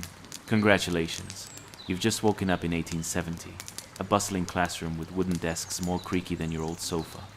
The air smells mystifyingly of chalk dust mixed with the faint aroma, something resembling unwashed socks. And there, front and center, sits a young Nikola Tesla, who by all appearances should probably be daydreaming about running carefree through butterfly-filled meadows rather than conjuring complex machines. But let's talk about that little photographic memory of his. Picture this. While the teacher is droning on about the advantages of integrating calculus into daily life, yawn, Nikola is off in a galaxy far, far away, imagining a mechanical marvel spinning and whirring in his mind. It's as if a light bulb had pinged on inside that brilliant head of his, illuminating ideas like a cosmic disco party. Meanwhile, the classroom roars with the laughter of kids who think the concept of electricity is just the latest prank by that kid who can always get under the teacher's skin. Now, if you were there, you might find yourself caught in the irresistible urge to disrupt his daydreaming. Hey, Nikola, could you imagine an ice cream machine that dispenses sandwiches? You'd half whisper, half laugh. Tesla would just blink once or twice, the wheels in his head spinning faster than a hamster on caffeine. Why would we sandwich ice? Cream? He might mumble back, his tone equal parts bewildered and intrigued. The teacher, meanwhile, still battling it out with his perpetual state of disinterest, claps his hands sharply to regain the classroom's attention. All right, children. Today, we tackle the important question of energy sources. But you already know Tesla's ears perk up like a dog nearby a treat jar. Energy sources? This kid could invent a contraption that harnesses the force of yawn as one of those sources, and it wouldn't surprise you in the least. Just imagine the joy that rises in Nikola's mind. It spins with visions of electrical currents running through copper wires, transmitting information like a gossip network, heckling the neighbor's cat that thinks it's a lion. He sees trains chugging along, powered by the phenomenon of alternating current, and it makes him giggle like a child, unraveling a jumbled ball of yarn. If I can make this work, no one will need to complain about their morning commute ever again. But let's be honest, while Nikola's daydreams are dancing a merry jig, the rest of the students are throwing stray paper airplanes and making swishing sounds that resemble confused horses. It's like a battle between the forces of imagination and basic schoolyard chaos. Other kids are picturing themselves as their favorite superheroes, while young Tesla is foreshadowing the rise of the modern electrical age, his very own form of superpower. Imagine being a teacher in this scenario, armed with no more than a piece of chalk, while the future leader of electricity's thoughts zoom way past your grasp. How could you compete? You wouldn't be able to find a stick long enough to poke him out of that stupor. Ah, yes. Just a normal day teaching. Right, kids, you'd say to yourself with a sarcastic chuckle, while keeping an eye on the clock. Your own patience wearing thinner than bread from last week. While the teacher struggles to rein in the excitement, Nikola's visualization intensifies. He can practically feel the thrum of gears. Under his fingertips, taste the metallic future hanging tantalizingly close, like a delicious last slice of pizza at a party. And if you're lucky enough to observe this genius in action, you'd be tempted to lean in conspiratorially and say, you know, if you invent a machine that makes breakfast, this could become a blockbuster hit. But dear listeners, this riveting escapade is just a warm-up act. You see, while students everywhere are squabbling over who gets the last desk, young Nikola imagines a world of infinite possibilities, because as the clock ticks away, trapped in textbooks and formulas, one thing is clear. Behind those sleepy eyes lies a brewing storm of ideas, some more useful than others, laying the groundwork for a future filled with electricity, machines, and every interpretation of genius that could ever grace the pages of history. As he sits there, daydreaming amid the whirlwinds of invention, you can't help but wonder if his young self knew he would one day illuminate a world that had barely begun to grasp the power of energy. So allow your imagination to roam, just like Nikola's, and let the whirl of creativity lull you into the blissful depths of your sleep. Sweet dreams, fellow inventors. Chapter 13. The Current Affair. Young Tesla's Electromagnetic Daydreams. Hey guys, welcome back, bedtime adventurers. Tonight, we're diving into a realm where electricity is as shocking as your friends believe that pineapple belongs on pizza. We're about to enter the world of Nikola Tesla, a young genius whose ideas were brighter than 1,000 party poppers at New Year's.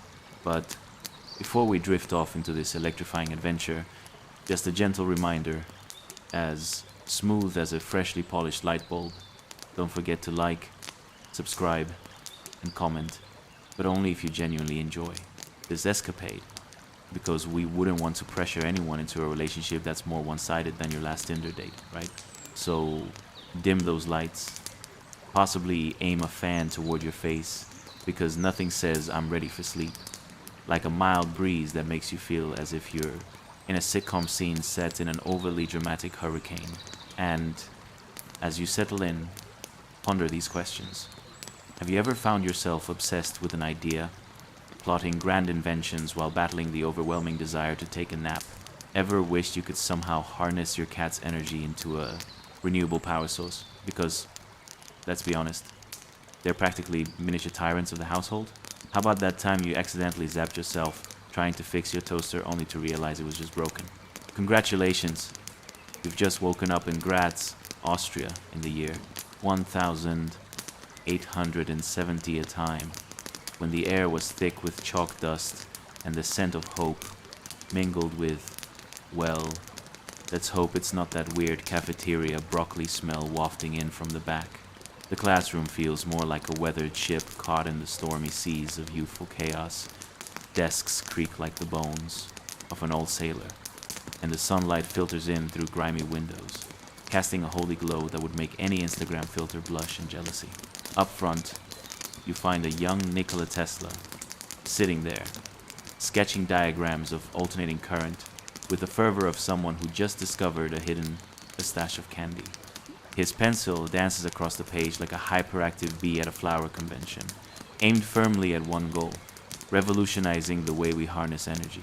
And let's be clear, his idea of fun is no trip to the amusement park. It's debating the merits of magnetic fields over a slice of stale bread. As the teacher drones on about direct current, you can see Tesla's mind slipping through dimensions. You know that feeling when you're trying to focus on a work project, and suddenly the idea of building a jetpack made from water bottles and rubber bands seems more achievable? Yep, that's Tesla at his desk, envisioning the future faster than you can say, is this a power outage or just Tuesday? Let's talk about the academic atmosphere, shall we? Students around him are rolling their eyes and contemplating whether the best career path involves becoming a professional, napper, or launching a successful paper airplane franchise. But Tesla, oh no, for him, there's a hidden world pulsing with untapped possibilities, a reality where electricity flows freely like chocolate on pancakes. He is, quite literally, sparking ideas before the rest of the world even knows what a light switch looks like. Picture the sheer chaos of that classroom. The chatter of gossiping classmates bounces off the walls like a group of caffeinated squirrels. One small child in the corner has befriended a remarkably bored fly, while another is crafting a paper boat meant to conquer a puddle that they insist is a boat-worthy ocean. Meanwhile, Tesla's imagination is sailing straight into the skies, where electrical currents dance like they're at a disco, and ideas collide in a euphoric explosion of creativity. But back to Tesla. While others toy with mundane childhood ideas, like achieving the perfect pencil grip, he's off in the wings of creation, plotting a world illuminated by the magic of alternating current. You might lean over and imagine whispering, you know, if you invent a device that makes breakfast while also vacuuming, we definitely have your future sorted. His little heart races with excitement, because who doesn't want to dream of a kitchen companion that tosses out beautifully crisp toast while keeping the floor minus the crumbs? But in the midst of this electrifying daydream, the classroom continues its battle of boredom versus genius. You can almost hear the gears in his head churning, picturing trains powered by his revolutionary current, gliding along tracks laid down by the giants of the steam age. It's a mechanized miracle he's dreaming of. If I create this, he thinks, morning commuters will finally... we have something pleasant to read, rather than articles on how to set fire to their toast. And while students around him play paper football or do their best impersonation of tired sloths, you wonder, how can a teacher compete against the sheer energy of a young visionary? Maybe by declaring a surprise holiday for the class good luck, redirecting that enthusiasm. So, Here we find ourselves surrounding a boy who has arguably one of the most electric imaginations the world has ever witnessed. If only the world could see this magnificent spirit struggling in a tempest of equations and makeshift ideas that, while a smidge chaotic, are gaining electric momentum right before our eyes. In this bustling, creative space, life unfurls with a curious beauty, deliciously chaotic and ferociously hopeful. As Tesla doodles away like a caffeinated octopus, one thing's for sure: the night is still young, and this spark of innovation is just the beginning. So, as you nestle deeper under your covers, let the hum of possibility translate into relaxing dreams of electric futures and imaginative splendor. Sweet visions await. Chapter 14, The War of Currents, Edison, Tesla, and a shocking rivalry. Hey guys, welcome back, dear dreamers, and prepare your minds for a story that's more electrifying than finding an extra slice of pizza at the bottom of the box. Tonight, we will shimmy down the fantastical rabbit hole of The War of Currents, where our two main characters, Thomas Edison and Nikola Tesla, are about to embark on a duel that's juicier than a soap opera, but with more spark. Imagine a battle fought not with swords or armor, but with copper wires, and ideas more shocking than the realization that your favorite sweater is now 2 sizes too small. You know, like finding out that those one-size-fits-all pants really don't. So, as we flick the switch on this journey, don't forget to like, subscribe, and comment though, only if you genuinely enjoy this electric tale. Because we wouldn't want to maintain a relationship that's more one-sided than a bad Tinder date, right? Now, dim those lights, adjust your pillows, and settle in, because we're about to explore a world where the very air crackles with energy faster than your morning coffee takes to kick in. Have you ever been so excited about an idea that you felt it buzzing in your fingertips? Or perhaps pondered whether inventing a time machine would let you skip that boring work meeting? Then again, maybe you just end up face to face with your younger self, arguing over why you didn't invest in that stock. Congratulations. You've just woken up in America in the late 1800s, a time when people were more curious about the future than a cat staring at a dot from a laser pointer. It's the second industrial revolution. Razor blades might still be made of wood, but at least folks are starting to figure out how to harness energy without summoning the devil. Now, imagine standing on a dramatic map of the United States, where Edison and Tesla are on polar opposite sides, separated by a vast lightning bolt of doom, symbolizing not just the shocking rivalry, but also the general chaos of figuring out how to light up a nation. You might recall, growing up, when you thought your sibling stealing the remote was an epic betrayal. Now imagine you're in a standoff where your ideas for power supply are literally making the world hum with possibility. So we have Edison, who believed in the steadfast reliability of direct current DC, like the grandpa who insists on using the same ancient tool for every job. Direct current is reliable, but as exciting as watching paint dry. It's like trying to power an amusement park with a bicycle. Sure, it can work, but do you really want to only go in circles? Then there's Tesla, with his zest for alternating current AC, the party animal of the electrical world. Picture AC as a wild dance move at a wedding. It's unpredictable, it twirls and flips, and seems to have access to an unlimited playlist of electric joy. It quickly becomes clear that if anyone's gonna power the future with pizzazz, it's gonna be Tesla, prancing around like a scantily clad disco dancer. Let's pivot to the hilarious absurdity of the time. Imagine Edison furiously working on his carbon filament light bulbs, possibly while muttering about how anyone who would ever use a flip phone would be better off fetching water by hand. Meanwhile, Tesla is off in his workshop, covered in grease, and contemplating the possibility that lightning could be harnessed into something that not only lights your home, but might even make toast. Yes, folks, the dream of breakfast, perfection, and electricity all rolled into one.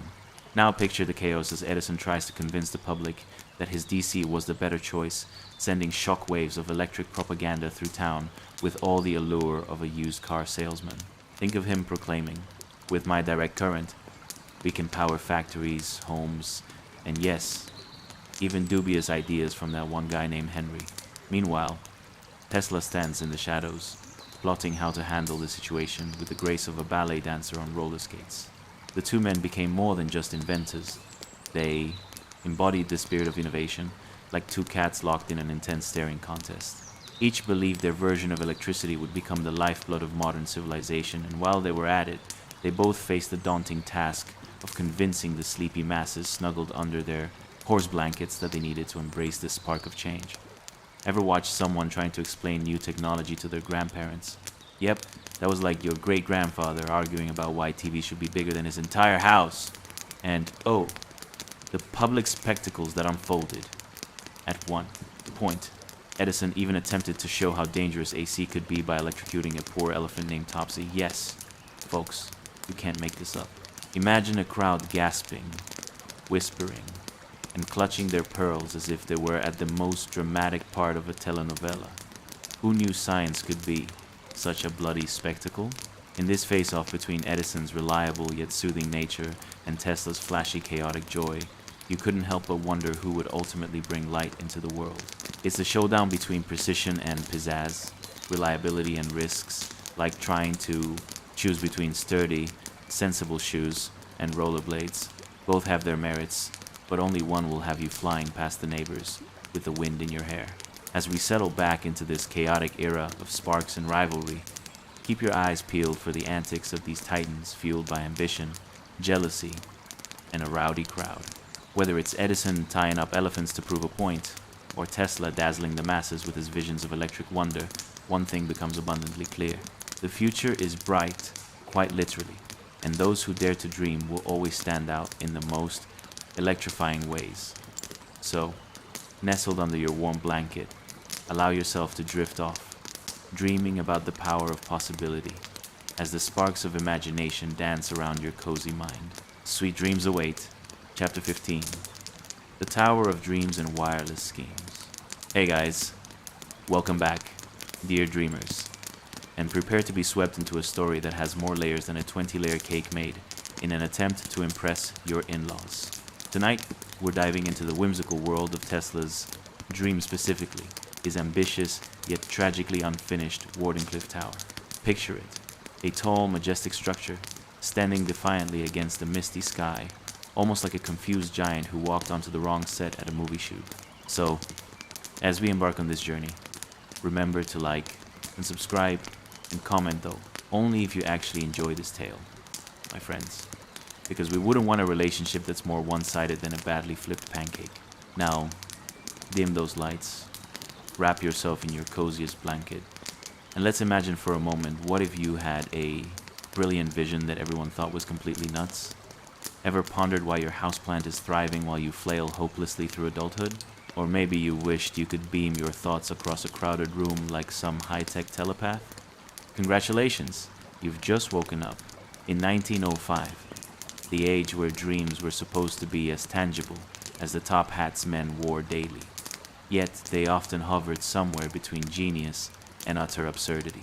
As you step into this time, your nose is met with the faint smell of ozone and ripe hopes, but also the unmistakable scent of failure, lurking within the shadows. The Wardenclyffe Tower, still under construction, looms over the landscape like an awkward teenager ready for prom, filled with potential but desperately in need of a little polish and maybe some better shoes. The second industrial revolution is in full swing, bustling around you like an overly caffeinated ant colony. Imagine being a worker, darting from task to task, your mind racing faster than your legs as you wonder, can we consider live-in hamster wheels as a serious workout plan?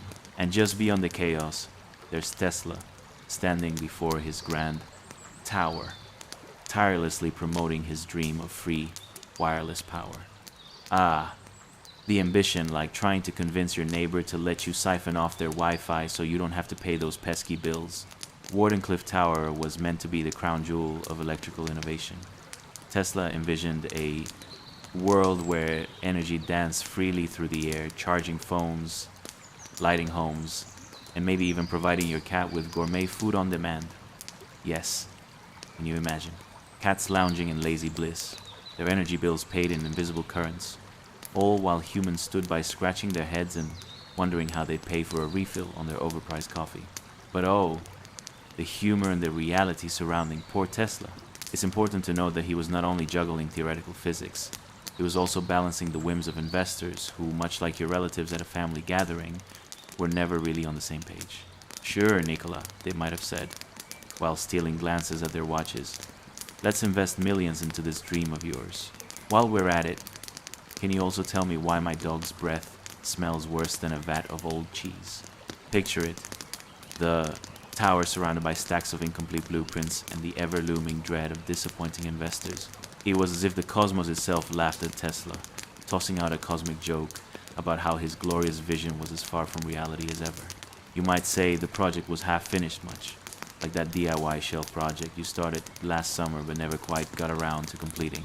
And oh, dear friends, let's talk about the aesthetic of this grand tower.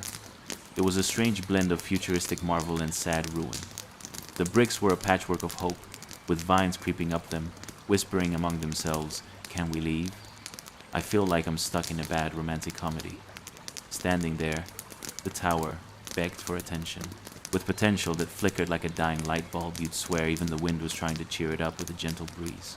But then, there's the other side of the story, Tesla's competitors, crafty men like JP, Morgan, and others, who held the purse strings like toddlers clutching their toys, refusing to share. It was a power play of epic proportions, one part finance, another part stubbornness, topped off with a sprinkle of bewilderment. In fact, as Tesla was laying out his grand vision, there were murmurs of skepticism that hovered around him like a bad smell. Wireless power?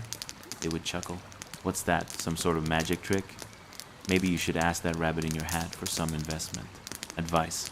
Ultimately, like that time you tried to impress your crush with an elaborate dinner, but ended up burning the water, Tesla's grand idea went on to be a bit of a flop. The project was dreamt up in the same town where people still occasionally thought horse-drawn carriages were. Cutting edge. After all, the world might not have been ready for wireless energy, but at least they had a magnificent, albeit decaying, tower that served as a monument to ambition, a little bit of brilliance, and a whole lot of what-ifs. As we drift away from the misty shores of Wardenclyffe, the tower bask in the reminder that even the greatest ideas can sometimes get lost in translation. So, cuddle up, dream about the possibilities, and rest assured that all those high-flying dreams, no matter how grand or absurd, serve as fuel for the quest to light up our existence, even if they sometimes manifest as leftover pizza slices in the fridge at 2 a.m. Sweet dreams are waiting, and they await your own electrifying aspirations. Chapter 16. Tesla's Pigeon Parade in Patent Pending. Hey guys, welcome back fellow dreamers, where tonight we delve into a scene more whimsical than a cat in a bow tie attempting to dance the tango. We're setting the stage for a moment in history that involves one of the greatest minds of his time, Nikola Tesla, who, despite currents of genius flowing through him, was navigating life's rough waters with all the finesse of a duck on roller skates. Imagine a beautiful green park in New York City, where the air is tinged with the scent of roasted chestnuts and honking taxis, intertwined harmoniously with the cooing of pigeons. Tonight, we watch as an eccentric, aging Tesla clad in clothes that look like they endured a tragic laundry accident playfully flings breadcrumbs at the pigeons. Yes, the same man who aimed for worldwide wireless energy is now feeding pigeons, like a whimsical park gnome. So, in this moment, let's take a moment to ask ourselves, how did a man of such breathtaking invention end up sitting on a park bench, engaging with pigeons as if they were noble scholars critiquing his latest scientific paper? Have you ever wondered what it's like to have your genius unappreciated, like that one dish you perfected but everyone still thinks you burned toast? Or consider the struggles of trying to explain your groundbreaking ideas to family members who still think Wi-Fi is a new flavor of organic yogurt. And what about the fascinating world of pigeons? Ever tried befriending a pigeon only to be judged harshly for your choice of pants? Congratulations, you've just woken up in the year 1905, the zenith of ambition and creativity, where dreams floated through the air like smoke from a lady's cigarette holder. Tesla, however, was quickly becoming a relic in a world that spun rapidly toward commercial electricity. The park is alive with chatter, yet the voices of those who truly appreciated his mind were waning, mourning a genius like a forgotten movie hero. Think less James Bond and more guy who talks to birds. As you settle into this vibrant yet puzzling era, picture him adorned in threadbare clothing that once might have gleamed with the sheen of fancy fabric. Perhaps he's donned the suit that, at one point in time, made him feel like a dashing gentleman, but now seems more akin to a whimsical scarecrow lost in a high society gala. The air thickens with the buzz of the metropolis, and Tesla's unkempt hair stands in defiance of gravity like a battle veteran advocating his lost cause. Now, let's talk about the park itself. Grab your scenic, virtual picnic blanket, because it's quite the scene. The grass, dotted with daisies, whispers tales of mingling lovers and children playing tag, albeit with the undercurrent of pigeons eyeing leftover crumbs like sharks on a feeding frenzy. The sun spills down, warming Tesla's shoulders, igniting a twinkle in his eye that rivals the sparkle of a disco ball at a family reunion. But wait! The pigeons approach. One brave feathered friend walks right up to Tesla, practically demanding an audience. Can you imagine? "Excuse me, Mr. Tesla," the pigeon seems to say. "I can't help but notice your benevolent crumb throwing. Any chance you could expand your offerings to include gourmet crumbs? Maybe a sprinkle of organic, gluten-free breadcrumbs for my sensitive tummy?" A genuine concern from our avian friend, who's a stickler for quality, unlike that one time you miscalculated the ratio of pizza, toppings, and ended up with a regretful concoction. And here's where the charm dives deeper. As Tesla throws crumbs, he engages in a silent conversation, blissfully unaware that he's also building a case for his biography titled "The Man Who Talked to Pigeons." They become his loyal audience, a feathered congregation ready to hear the aspirations of a man who dreamed of being the harbinger of wireless energy, yet also clearly desperate for companionship, possibly due to the human race being a tad too preoccupied with their current woes of industrialization to engage with a man shrouded in eccentricity. Imagine if the pigeons had a secret society. There, in a hidden corner of the park, they plot grand schemes to steal the breadcrumbs of rivals and hoard them with the zeal of a squirrel facing the great nut drought. Perhaps they would chant, "Coo, coo." The human delegate must be fed, for tomorrow's world of energy can only flourish with baseline crumbs. Yet, as you soak in this absurdity, there lies a poignant truth. Tesla's visions were grand, reaching for the sky like a pigeon soaring high on a summer breeze. And while he was talking to these delightful flying cousins, you couldn't help but feel a sense of tragedy lurking behind those sparkling eyes. His ideas were darting away just like those pigeons' crumbs, leaving him grasping for the acknowledgement that might never come. So as you let this delightful imagery swirl around in your mind, let it soothe you into slumber, holding tightly to the thought that sometimes, amidst the chaos of the world, all one needs is a little appreciation and maybe a few breadcrumbs shared with good feathered friends. The world waits for dreams big and small, but in the end, it's the moments spent on a park bench with a handful of crumbs that can illuminate a little bit of hope, a sprinkle of legacy, and perhaps a dash of humor. Of course, as we meander away from this curious tableau of Tesla and his pigeon pals, remember, even the grandest minds find solace in simpler things. So tuck in tight and dream of a world where ideas fly as freely as those charming avian companions, and perhaps the next great invention is just a crumb away. Chapter 17, The Birth of Sound and Spontaneous Sing-alongs. Hey guys, welcome back to our cozy corner of mildly interesting history. Tonight, we're journeying back to the year of 1847, a time more poetic than a soap opera character discovering their long-lost twin. Picture it, a bustling Edinburgh with street musicians strumming away like they're trying to unlock the secret of happiness through a ukulele. You'll find people dressed in splendiferous tartans, merchants hawking their wares, and the smell of fresh haggis wafting through the air. Not that it'll keep you awake, but it may inspire some lively dreams. Before we dive headlong into our tale of a young lad named Alec, let me ask you, have you ever wondered why it's so hard to understand your neighbor's version of Shakespeare, and whether your bard enthusiast friend is actually speaking English? Or how about those family gatherings where someone insists on karaoke, and you find yourself contemplating a serious career change just to escape from another rendition of I Will Survive? Ever thought of a world where musical instruments spontaneously appeared, but no one knew how to play them, like cats in a symphony hall? Congratulations, you've just woken up in Edinburgh, a city vibrating with creativity and a wee bit of chaos, with all the pizzazz of a cat in a top hat attempting magic tricks. As you stroll through the cobblestone streets, you find yourself amidst lively debates about the latest fashion, a scandalous scandal. Horse-drawn carriages rumble by like the world's slowest roller coaster, leaving behind a cloud of dust that could rival a well-packed powder room. Let's talk about young Alec. Born into a family deeply enmeshed in the business of sound and communication, it's as if the universe said, "You know what this world needs? A touch of eccentric genius wrapped in sound waves." Alec's family ran a booming business that involved producing and perfecting the art of speech technology. Imagine it a Victorian-era family, poring over papers and shouting across the breakfast table. I say, can we improve how one pronounces flibbergibbet? A breakfast table debate more animated than an episode of your favorite reality show.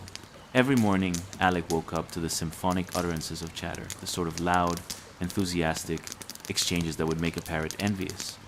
The whole house was a cacophony of voices, arguing about the best way to articulate a passionate declaration without spontaneously inventing a new dialect. You could say his childhood bed was practically a stage, a bit like if Friends were staged in a century-old tenement filled with fifes and bagpipes. But what's that air you smell? Is it merely the scent of fresh scones wafting from the kitchen? Or is it the unmistakable aroma of innovation bubbling just under the surface? Alec would grow up much like a poorly tuned violin jumpy and a bit awkward, but with the potential to lend a beautiful melody to the world. With each flicker of sound, he absorbed not just words, but the very essence of communication and connection. Let's be real. If you were born into a family where sound was the bread and butter, your childhood would resemble a quirky musical almost every day of the week. You think your family says, "I love you" through text messages? Imagine Alec's clan belting out declarations of affection with more flourish than a Broadway cast. You can picture it. "Alec, my lad, I do declare you are a genius. But, please, stop making those peculiar noises while eating porridge." The street musicians of Edinburgh, meanwhile, were not ideal role models, especially the ones who thought it was wise to play the xylophone while wearing a feathered hat. Yes, my friends, the fine folks in Edinburgh were a gifted lot.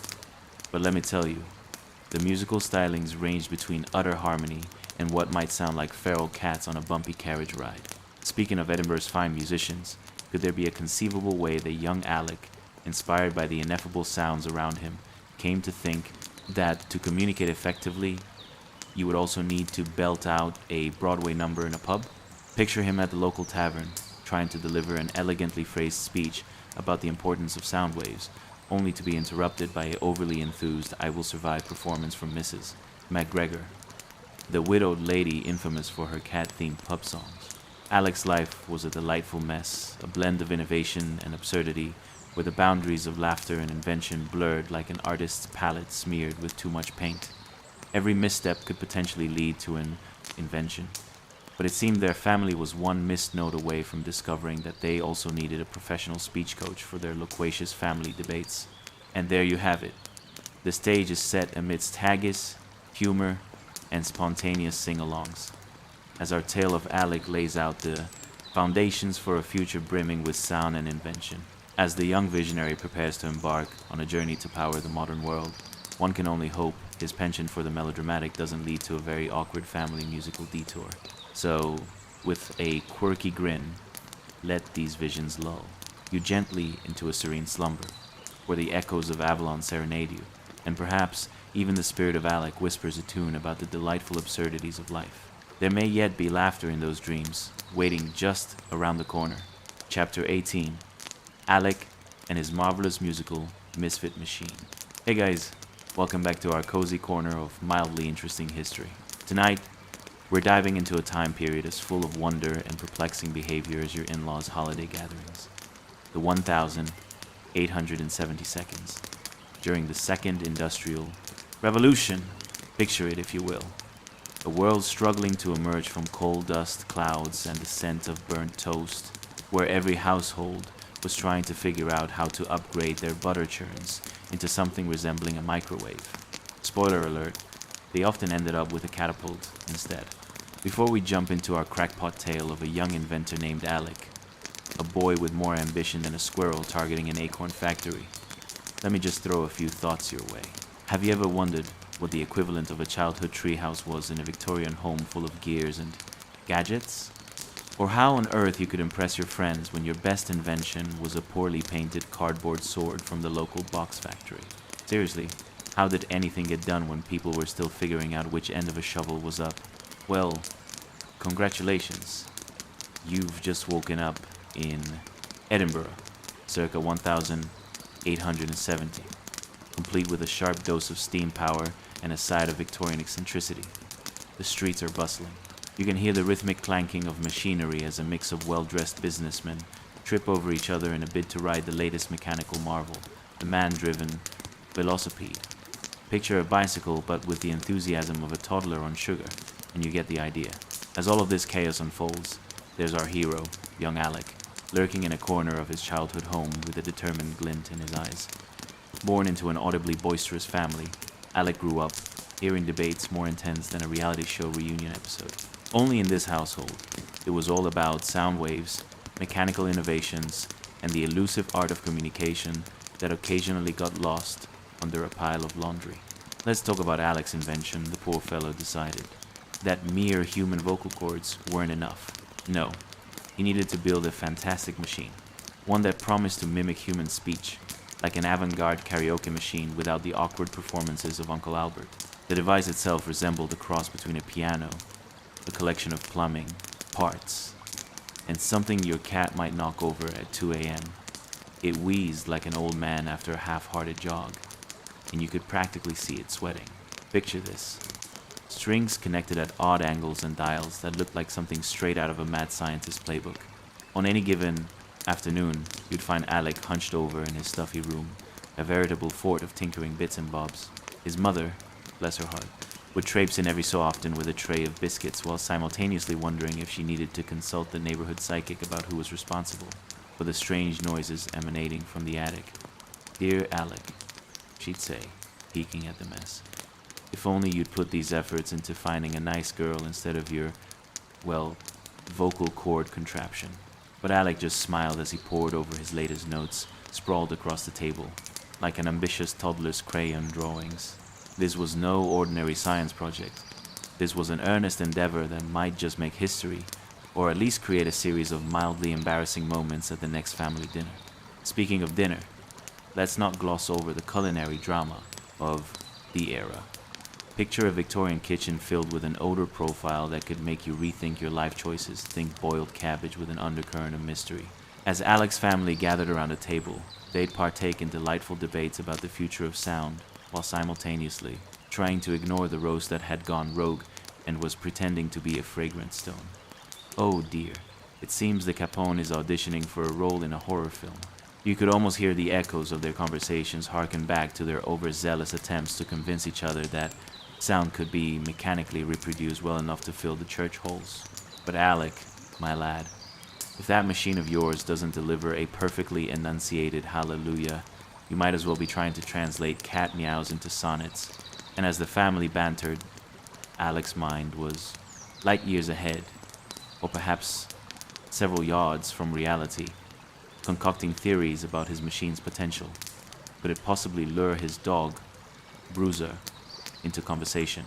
Or perhaps he could convince that obnoxious neighbor to finally articulate his opinions about lawn care without sounding quite so, well, screechy? But not every simulation was a success. You could say that Alec's contraption had an uncanny knack for resembling a goose during an unexpected fashion show, a series of honks and clanks rather than melodious harmony. The first few demonstrations resulted in a cacophony that made even the most patient of pets head for the backyard faster than you could say revolutionary invention. So, here was young Alec, a boy fueled by curiosity and the mistaken belief that sound could be tamed and expressed, sort of like your uncle trying to control a karaoke machine after too many drinks. As we meander through this delightful mess of ambition, absurdity, and cooking mishaps, we slowly realize that Alec is not just inventing technology. He's unwittingly laying the groundwork for a future where the next generation will struggle to figure out how to operate perfectly functional microwaves without accidentally turning on the smoke alarm. So take a deep breath as you imagine our gallant inventor concocting his next grand scheme, putting his heart and every crumpled note into a machine that would take sound waves by storm. Indeed, this eccentric inventor may appear to stumble forward, but if nothing else, he certainly kept the family and the neighborhood forever entertained, if not a bit confused. As we bid farewell to dear Alec for now, Let these colorful images cascade through your dreams, leaving you with the comical serenity of invention gone, wonderfully awry. Chapter 19, A Clash of Electric Dreams. Hey guys, welcome back to the magical realm of mildly interesting history. Tonight, we're cruising into what can only be described as a thrilling foot race between two highly questionable inventors trying to bring us the wonder of voice transmission. It's the 1870 seconds. Folks, a time when a great many things were powered by sweat, steam, and the vague hope that maybe, just maybe, if you mixed enough gears and coils together, you'd end up with a gadget that made life a bit less absurd. Now, before we jump into our dramatic lab showdown between Alexander Graham Bell and Alicia Gray, a rivalry that's like the one between your relatives about who gets to use the remote, let me pose a few pressing questions for you. Have you ever tried to explain how your smartphone works to someone who still thinks a rotary phone is a game changer? Or experienced that moment when your Wi-Fi drops and you feel so disconnected you might as well be inside a Victorian time machine? Seriously? How did people manage to send messages without emojis or a simple lol? Congratulations! You've just woken up in 1870, an era where every corner of life feels like it's about to explode into brilliant chaos. You can smell the metallic tang of innovation in the air, punctuated by the almost overwhelming aroma of, well, everyone sweating in poorly ventilated workshops. It's a delicious cocktail of hard work, hope, and the occasional whiff of burnt electronics, because who doesn't love a little charred optimism? Picture this. A dimly lit laboratory that's a cross between a mad scientist's lair and one of your old high school chemistry classrooms. The walls are lined with bizarre contraptions, wires snaking from one machine to another like an over-enthusiastic octopus. In one corner sits the ever-determined Alexander Graham Bell, whose hair is doing its best impression of an electrical storm, wild and slightly alarming. You can almost hear him mutter to himself, "This will work. It has to work," as he adjusts his latest invention, a contraption that looks more like a relic from a carnival sideshow than a groundbreaking device. Bell's passion for sound transmission has him so fired up, even the steam engine looks leisurely in comparison. If only I could retrieve my notes from that pesky cat, he muses, casting a side glance at a furry creature lounging lazily on a pile of papers. This, of course, prompts a comedic debate with his short temper. You weren't ever designed to conquer the world, Fluffy. But wait, just a stone's throw away, the competition brews the crafty Elisha Gray, who's not one to be outdone. Rumor has it that he possesses a rivaling gadget that could make your ears tingle with anticipation. Having been inspired more by daydreams of grandeur than by practical application, Gray's workshop is cluttering faster than a teenager's bedroom. Wires dangle precariously, each one seemingly at war with its neighbors, vying for your attention like cats around a new box. Imagine the atmosphere. It's electric, literally charged with tension thicker than a Victorian novel's plot twist. The anxious adrenaline is palpable. The air crackles with unspoken challenges, as Gray casually scoffs at Bell's attempts. What did you think yelling into a tin can would work? He chortles, radiating all the self-assurance of someone who insists they can make a souffle when all they've ever whipped up is toast. As the clock ticks, you might find yourself wondering, who will triumph in this epic battle of auditory innovation? Will it be Bell, with his poetic dreams of clear communication, or Gray, the comedic underdog championing whatever that thing is supposed to do? With sketches doodled on parchments and ambitious dreams in the air, it was as if each inventor had envisioned their own version of a sonic miracle. One a trumpet, the other a kazoo. Could anyone predict that the future of technology hung precariously on a few cranky wires and their combined sanity?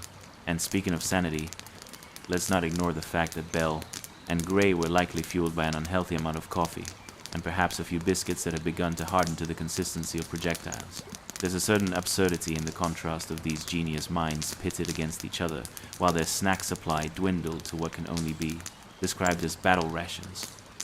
It's an unending standoff where one misstep could mean the dreaded, "It was better back in my day," comments from the skeptics sipping their afternoon tea in cozy parlors nearby. Finally, the moment arrives, their devices ready for their grand unveiling. Bell fiddles nervously with his machine, hoping it doesn't emit anything resembling an exhausted cough. Gray counters with a confident grin, armed with plans that he believes will save civilization as they know it. Everything feels charged, buzzing with the weight of expectation. And so, with bated breath, the first sounds of the modern age are about to emerge from the chaotic depths of those labs, like a duckling hatching from an egg. The question is, will it be melodious, or will it be more akin to a goose with a throat infection? With excitement simmering in the background, you almost want to remind them both to breathe. As the dust settles around this adventurous escapade, remember that invention was never a straight road. It was, in fact, a series of missteps, electrifying clanks, and the occasional accidental explosion, much like your attempts to assemble IKEA furniture. What lay in their hands wasn't just machines. It was humanity's hope to speak across distances, an idea that would eventually lead you, yes, you, to answer telemarketing calls in the very near future.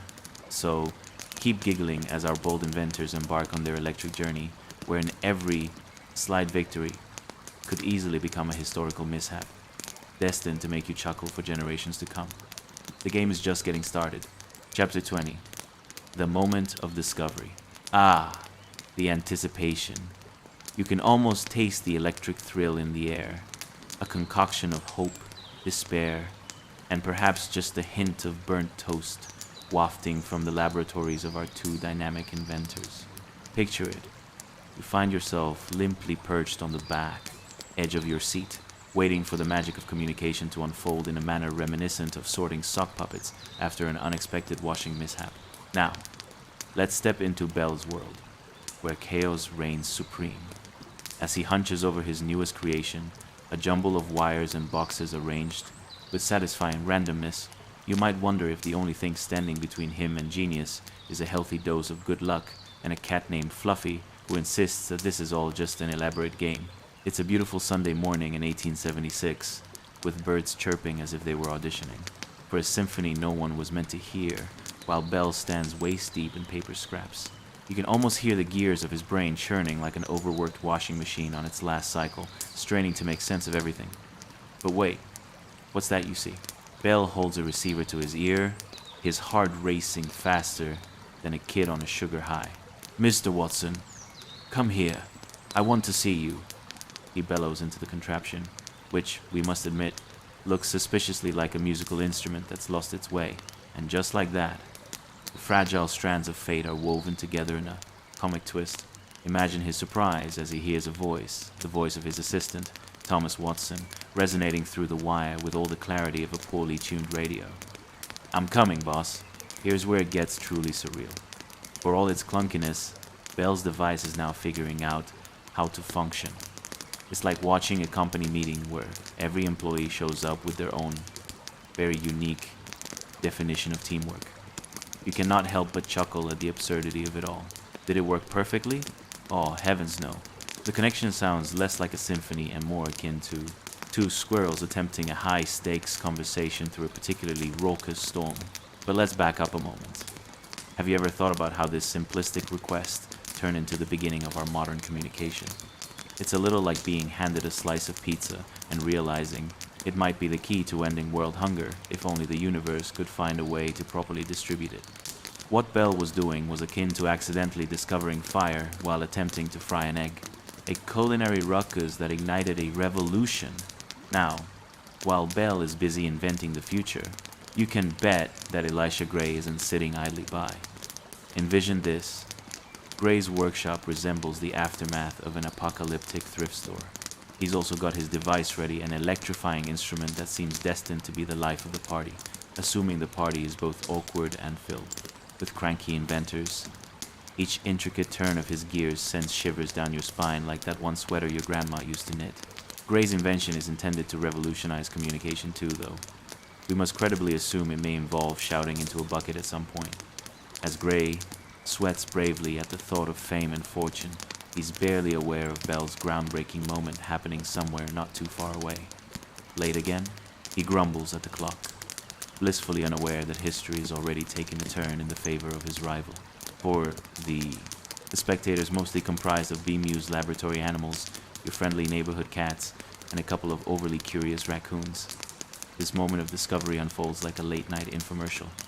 But wait, there's more! Listening to Bell and Watson engage in their first conversation through wires must have been akin to watching a mashup of a soap opera and a prank show. You can imagine the sweet irony. Bell wasn't just some determined inventor. He was the voice of a generation.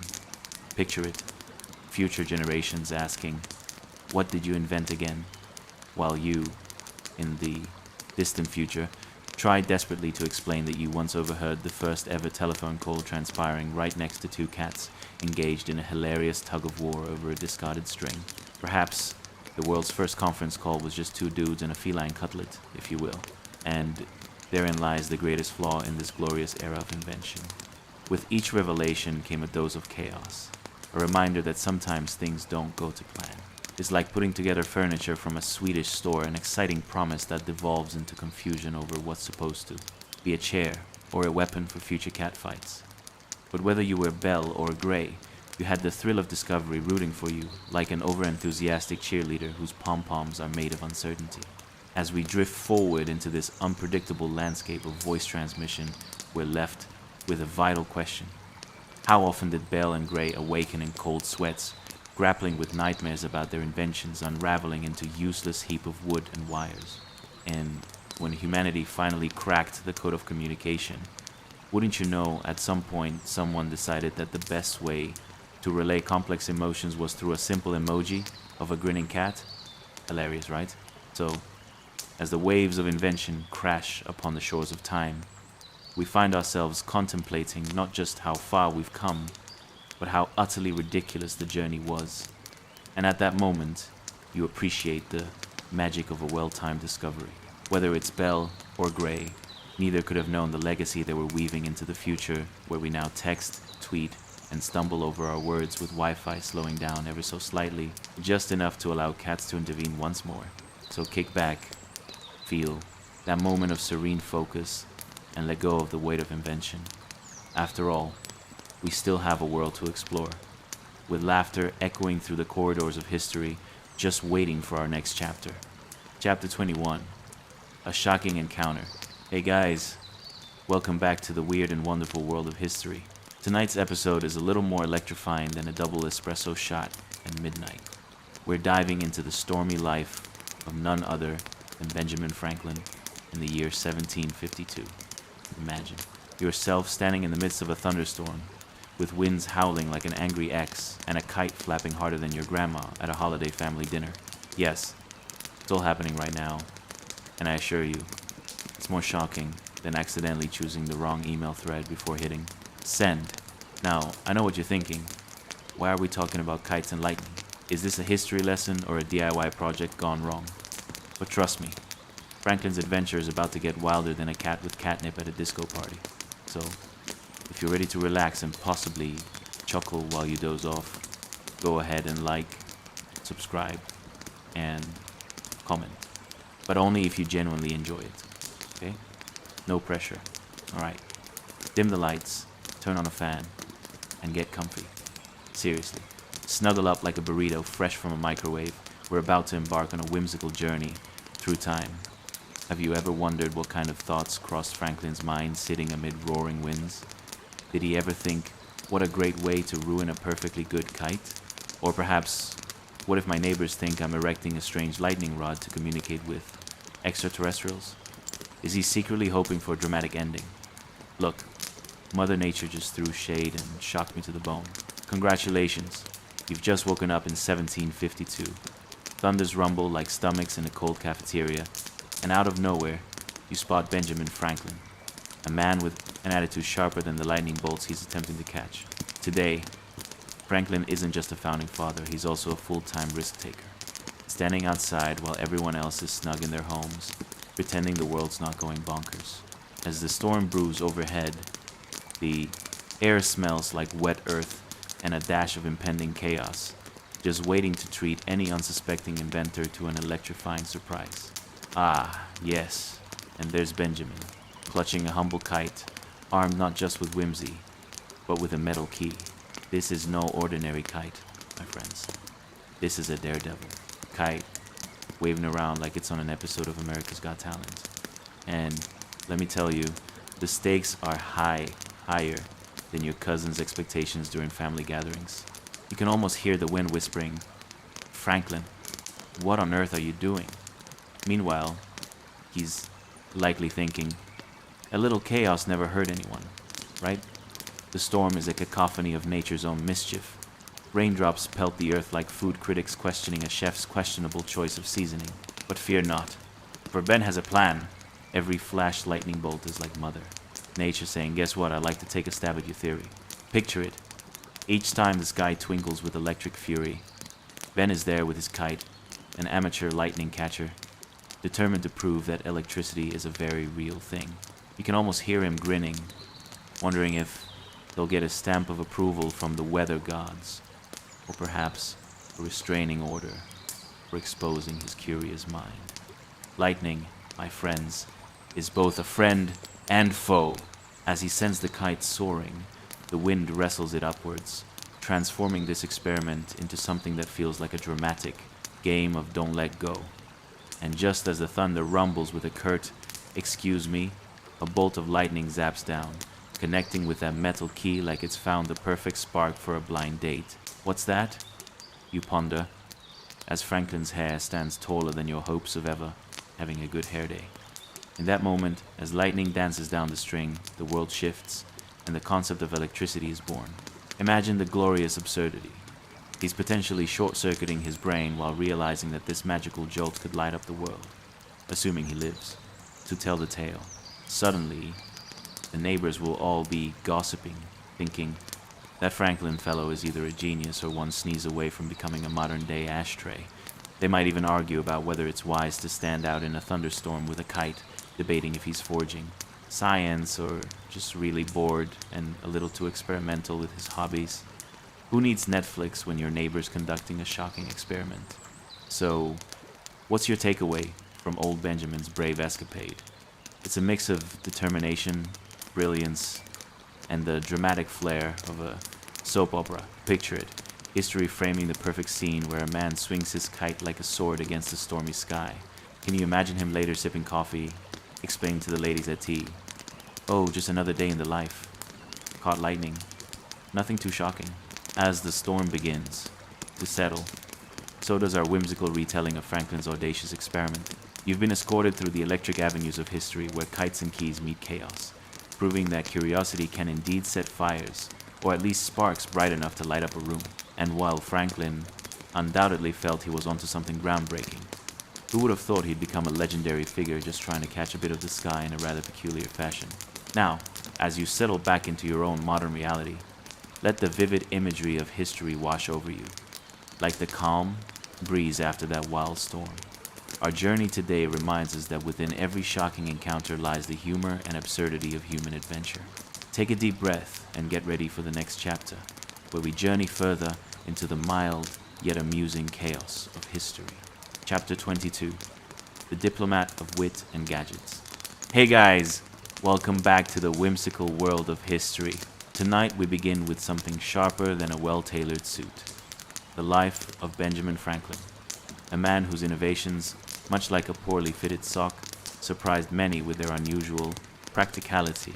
From bifocals that changed the way you see the world, to the efficient Franklin stove that assured everyone they were cooking with style and warmth, not just the residual heat from a neighbor's overly enthusiastic bonfire. Now picture this.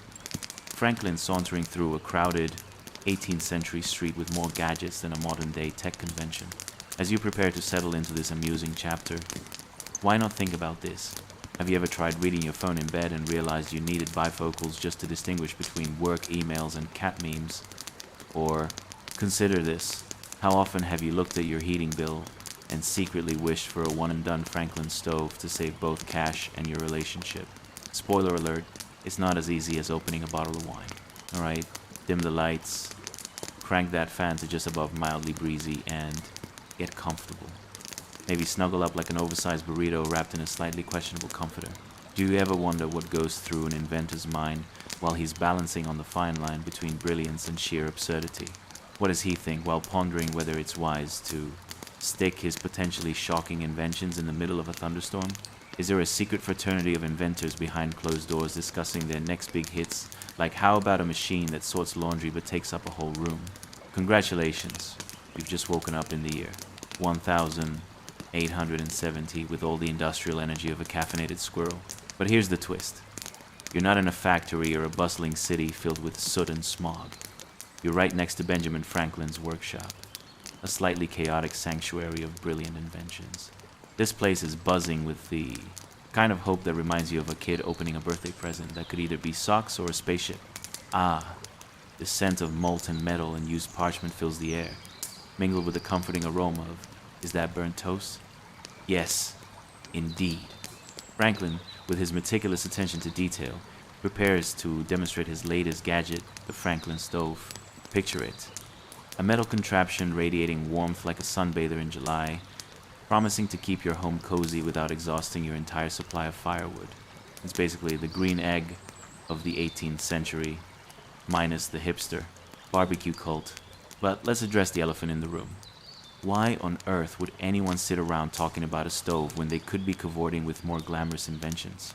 Perhaps it's because the Franklin stove, much like your aunt's infamous fruitcake, was a gift that just kept on giving. Not only did it save fuel, but it also provided a snug spot for communal tales, good company, and a surprisingly decent cup of coffee.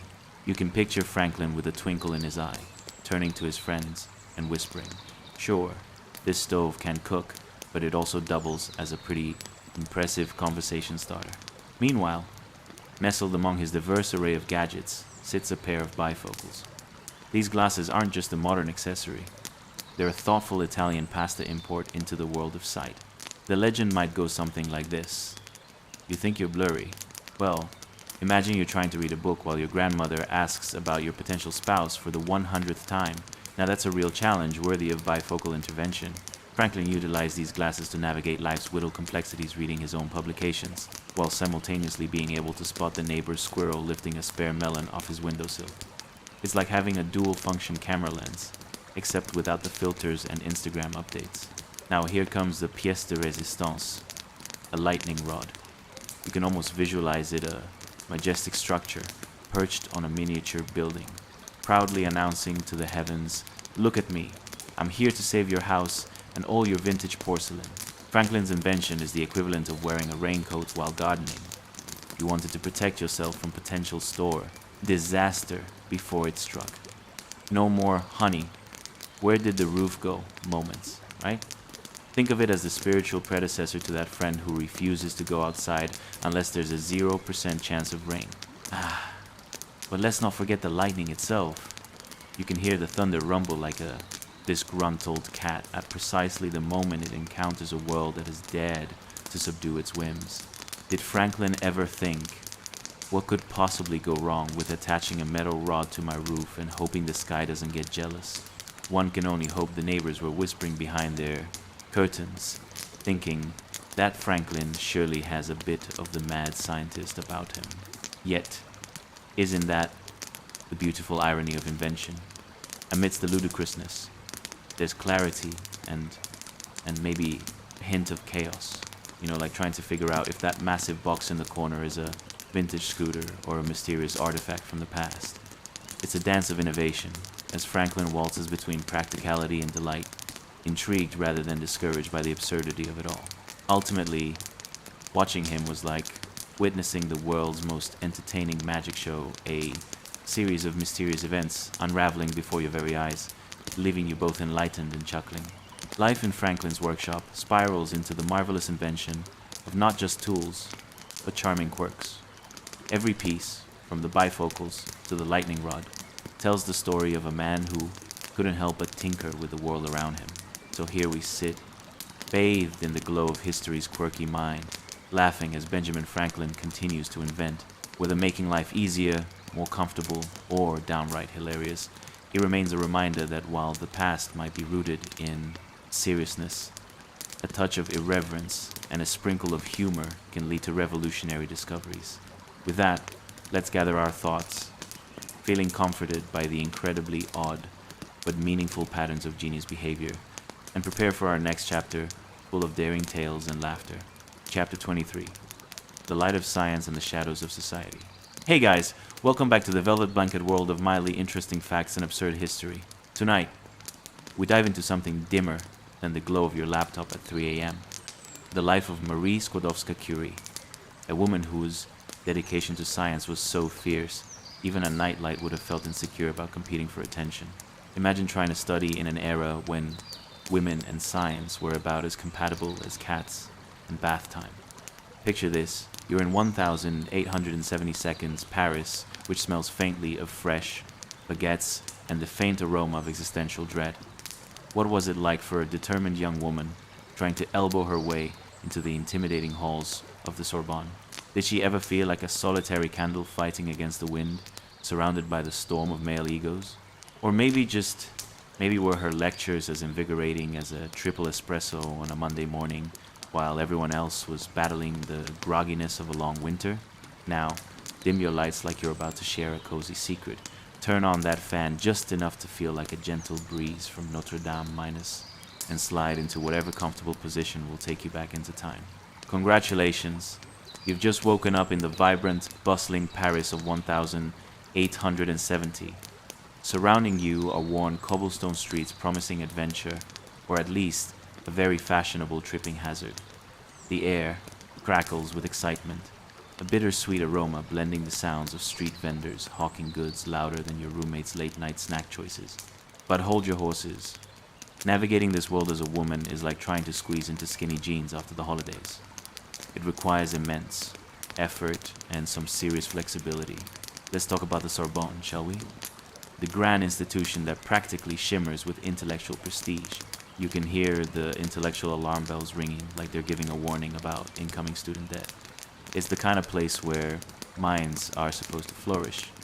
But if you're a woman, getting in feels a lot like trying to enter an exclusive club where the bouncer's name is societal expectations.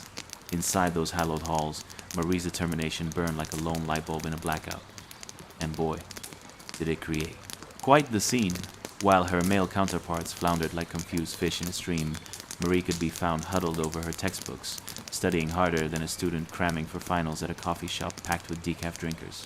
You can almost hear her whispering under her breath, "If I can just figure out this chemistry equation, I might be able to unlock the secrets of the universe, or at least the location of the best croissant." Every night, she would sit in her dimly lit room, focusing intently on her books and lectures, as if her very survival depended on it, because, to her, it kind of did. The soft glow of her lamp illuminated more than just pages. It cast a hopeful light upon her aspirations, much like a moth drawn to that one particularly bright flame that keeps getting extinguished by unyielding societal norms. It's like being a passionate plant desperately seeking sunlight in a room full of self-absorbed cacti. But let's take a moment to appreciate this juxtaposition. Imagine Marie, surrounded by the sounds of laughter and the rustling of academic gowns. You could sense the invisible gasps and well-meaning chuckles when she confidently navigated her way through discussions of radioactivity, asking questions while her male peers fumbled with their notes like someone trying to make sushi without knowing what fish is. Did anyone ever question how a woman could grasp such complicated ideas without the aid of male validation? You could practically hear the eye rolls across the lecture hall. But here comes the twist. Her studious dedication wasn't just for show. Like a caffeine-fueled squirrel in a quest for acorns, Marie seized every opportunity to learn and grow. Each lecture created a new spark, fueling her passion, while the weather outside might have painted a melancholic picture of drizzle and gray skies. Still, inside her mind, the colors were practically exploding like fireworks, at least until she had to deal with the bureaucracy, which probably sounded like someone trying to play the accordion underwater. Social barriers, however, were flimsier than a cheap tea bag. They vacillated constantly, threatening to drown her ambitions in a murky sea of prejudice. Imagine her dodging discriminatory comments as gracefully as one might navigate a busy Parisian sidewalk, the determination in her stride unwavering. With each challenge, whether it was securing funding for her studies or combating backhanded compliments thinly veiled as supportive remarks, Marie remained like a sturdy lighthouse against stormy seas, that is, if lighthouses sometimes tripped over their own beams of rational thoughts on the way to enlightenment. Let's take a pause here and admire the lengths Marie went to overcome this societal funk. Imagine her, decked out in dresses that seemed one stitch away from a fashion faux pas, and paper shuffling like an eager squirrel trying to impress an uninterested tree. Did she ever find a moment to laugh at the absurdity of it all? Perhaps in her quieter moments, she would look out the window, chuckle to herself, and think, ah, if only my lab equipment was as freely accepted as a man in a poorly fitting suit at a fancy dinner. And yet, as she scribbled and studied late into the night, the dim light of her lamp illuminated not just her notes, but the revolution of science. Someday, her legacy would be brighter than the streetlights of Paris themselves, if only those lights weren't still flickering in and out, battling to stay lit just as Marie battled the darkness of ignorance. So here we are, lingering in that dimly lit, slightly chaotic room, surrounded by the shadows of societal expectations and glowing aspirations. Life was an uphill struggle, but Marie wasn't one to back down on her quest for knowledge. And as her determination bobbed above the fray like a buoy in choppy waters, perhaps we can take a lesson or two from our sharp-witted heroine. No matter how dim the light may seem, persistence shines even brighter. Now, tuck in those thoughts of society and ambition, and prepare for the next chapter, where we peek into another delightful corner of history. Clashing ideas and inevitable hilarity await. Chapter 24. The glow of discovery and the dazzle of duel. Hey guys, welcome back to our cozy corner, where history tickles your brain like a feather boa, but with fewer llama sightings. Now, tonight, we venture into a space more intense than trying to microwave popcorn while half asleep. Riveting world of science in the 1,870 seconds. Get ready for a tale so luminous, it could light up even the most dim-witted of parlors. Why? Because we're diving into a cozy, makeshift laboratory shared by none other than Pierre and Marie Curie, yes, that dynamic duo of scientific wizardry. But hold on a second. Here's a warm plate of puzzlement. What was it like to work with glowing materials that could wipe out a decade of hair growth in mere moments? Did they ever argue over who got to mix the dangerous potions? Or was their lab the historical equivalent of a Netflix binge-watching session complete with popcorn and side-eye looks when the other made too much noise? But before we dust off our lab coats and prepare to glow metaphorically, of course let's turn down the lights, crank up the fan, and slip into our most relaxed resting position. Congratulations, you've just awoken in a humble laboratory circa 1870, where the air is crammed with the sweet scent of pitchblende, an odd, mineral-laden ore that's screaming, "Hey, look at me, I'm radioactive."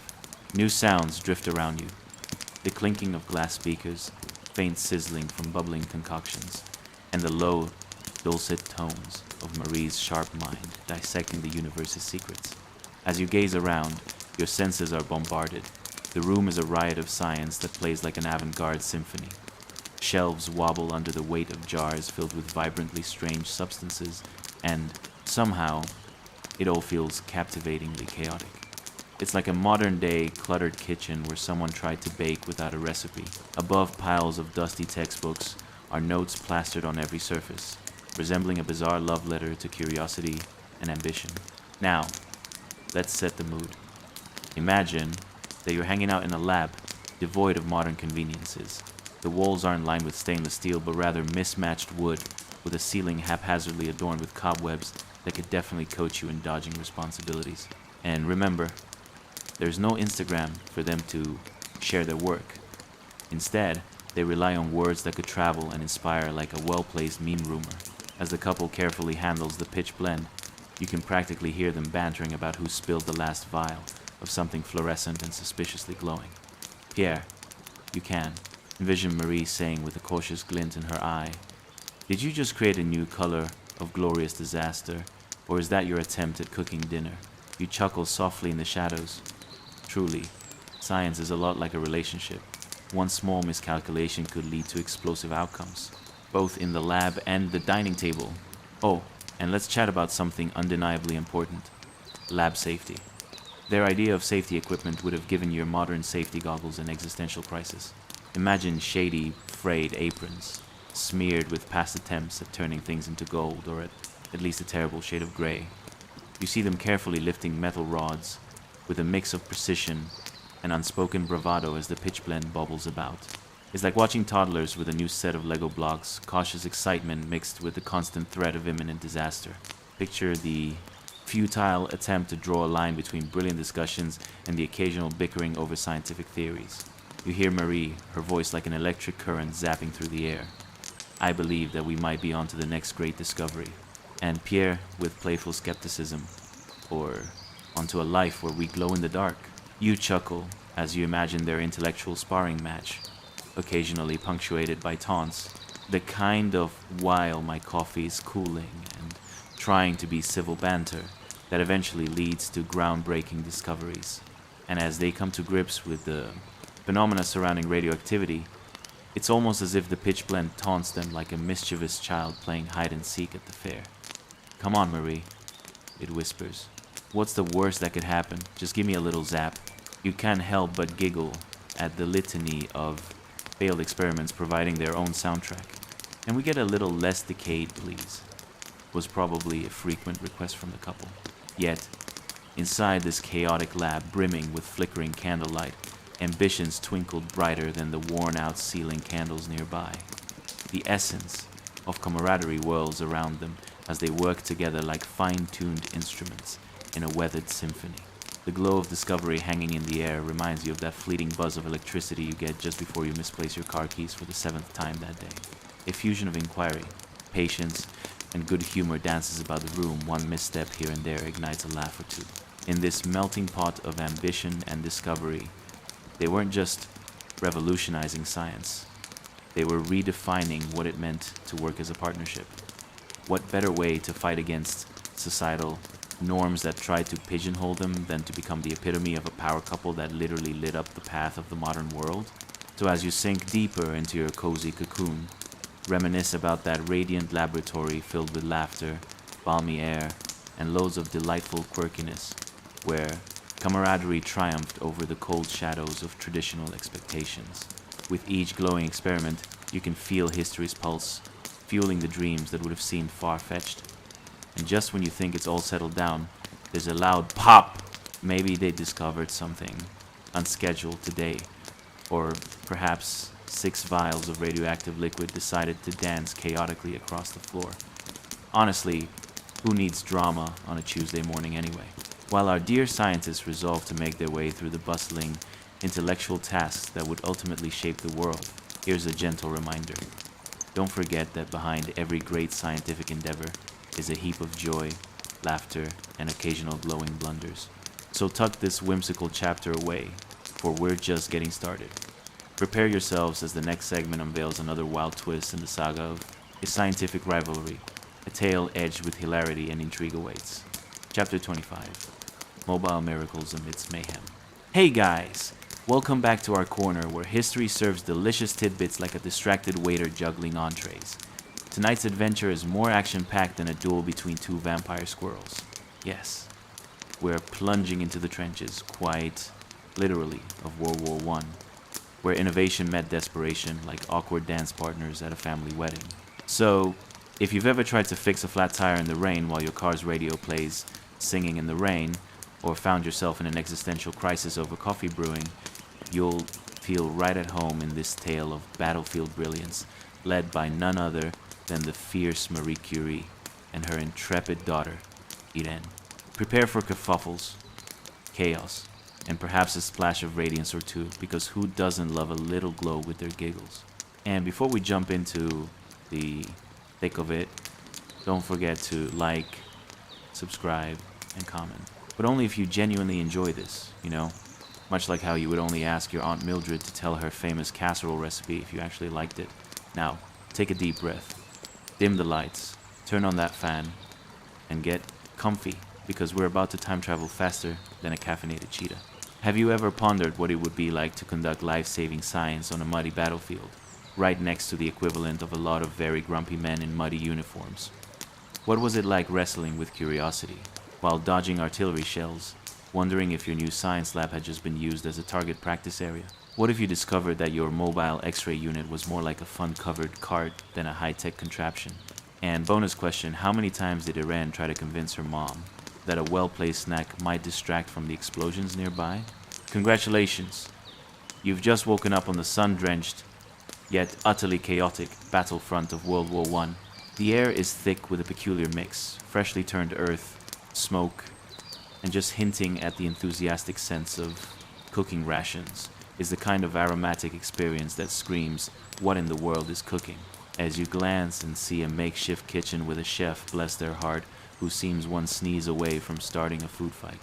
Now, let's picture the cramped quarters, where Marie Curie, armed with more knowledge than a seasoned librarian, sets up a rather mobile little X-ray unit, dubbed Little Curie. The cart is resembling something you'd find in a quirky flea market, but with a hefty dose of science magic. Wires are bundled together like a sad spaghetti mess. And let's be real, it's more like a hodgepodge of creativity held together by sheer will and maybe a little luck. As you step closer, the little unit emits a faint glow like that one friend who can pull off a glow-in-the-dark costume at every Halloween party without fail. You can almost hear Marie muttering, "It's not glowing, it's just," enthusiastic about its potential. Imagine her, desperately trying to adjust the gear while occasionally glancing around to ensure nobody's mistaking her for a walking science experiment rather than a full-fledged scientist. It's like leading a nature walk in the chaos of a crowded mall during the holiday rush. "Mom, are you sure we need to use this thing right now?" Eden asks, her eyes darting nervously as she attempts to aim the unit amidst booms and blasts. Fair question, really. I mean, you wouldn't grab the blender during a thunderstorm, would you? "Yes, absolutely," Marie responds as calm as if she were merely suggesting a lovely afternoon tea. "The only radiance we want in this war is from our inventions, not the explosions outside. Picture this. Bullets whizzing past like a scene from some over-enthusiastic action film, while, on the other hand, our pioneering duo manages to bring the wonders of science to those who need it most. Dressed in lab coats that wouldn't look out of place at a Halloween party, they embody a level of bravery that makes even the most seasoned warriors across the line raise an eyebrow in awe. Each time they gather around the little Curie to test its limits, you can practically hear Marie mentally recalibrating everything.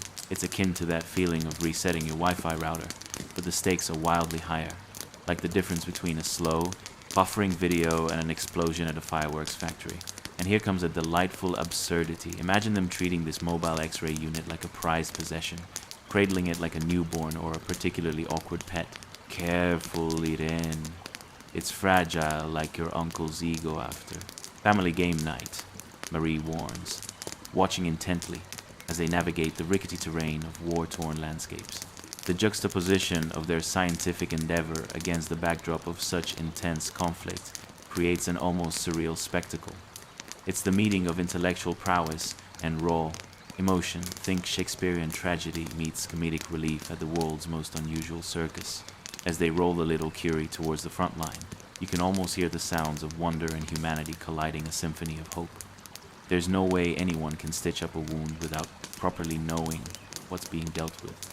Marie emphasizes in her resolute voice, looking to Eden as if passing on an unbreakable baton. "Just keep smiling, Mom. Your glow might just distract them enough for us to finish the job," Eden quips, with a wink that could melt even the slong, iciest of hearts. And so, amid artillery showers, Marie Curie and her daughter forge ahead, armed with knowledge and a healthy dose of gallows humor, cutting through the dreariness of war like a slice of hot butter on a fresh corn cob. They become the embodiment of intent and courage, standing tall in a realm where laughter mingles with uncertainty, illuminating the shadows of despair with the sparkling promise of human resilience. So, as you gently drift into slumber, remember that even in the mayhem of a battlefield, humanity's brilliance and laughter shine brightly, lighting up the darkest corners and warming the hearts of those who dare to tread the thin line between genius and madness. Get ready for the next section, where curiosity skims the surface of another chapter filled with delightful antics and historical whimsy. And now, as the glow of invention fades into quiet memory, as the sparks dim, the wires cool, and the echoes of two brilliant, stubborn minds settle into the stillness of night, let your breath slow, and let the weight of their world drift gently away. Tonight, we walked beside people who shaped the modern age long before electricity became ordinary. long before switches, screens, humming appliances, and glowing cities felt normal.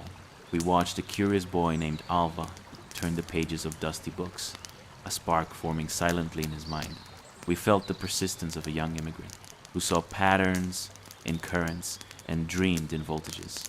We stood between two titans whose rivalry lit entire continents, not just with brilliance, but with ambition, frustration, failure, and triumph.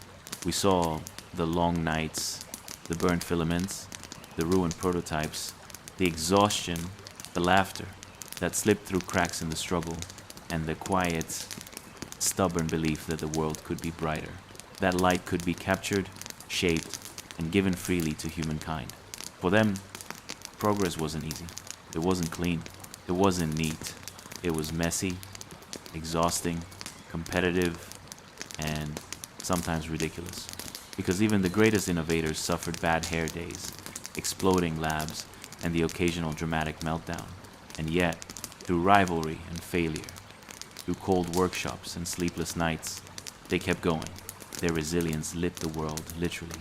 So as you lie now in a warm room, illuminated by what they helped create, take a moment to feel grateful for the quiet hum of modern comfort, for soft light instead of darkness, for warmth instead of cold, for safety instead of struggle. Let the past fade like a cooling filament.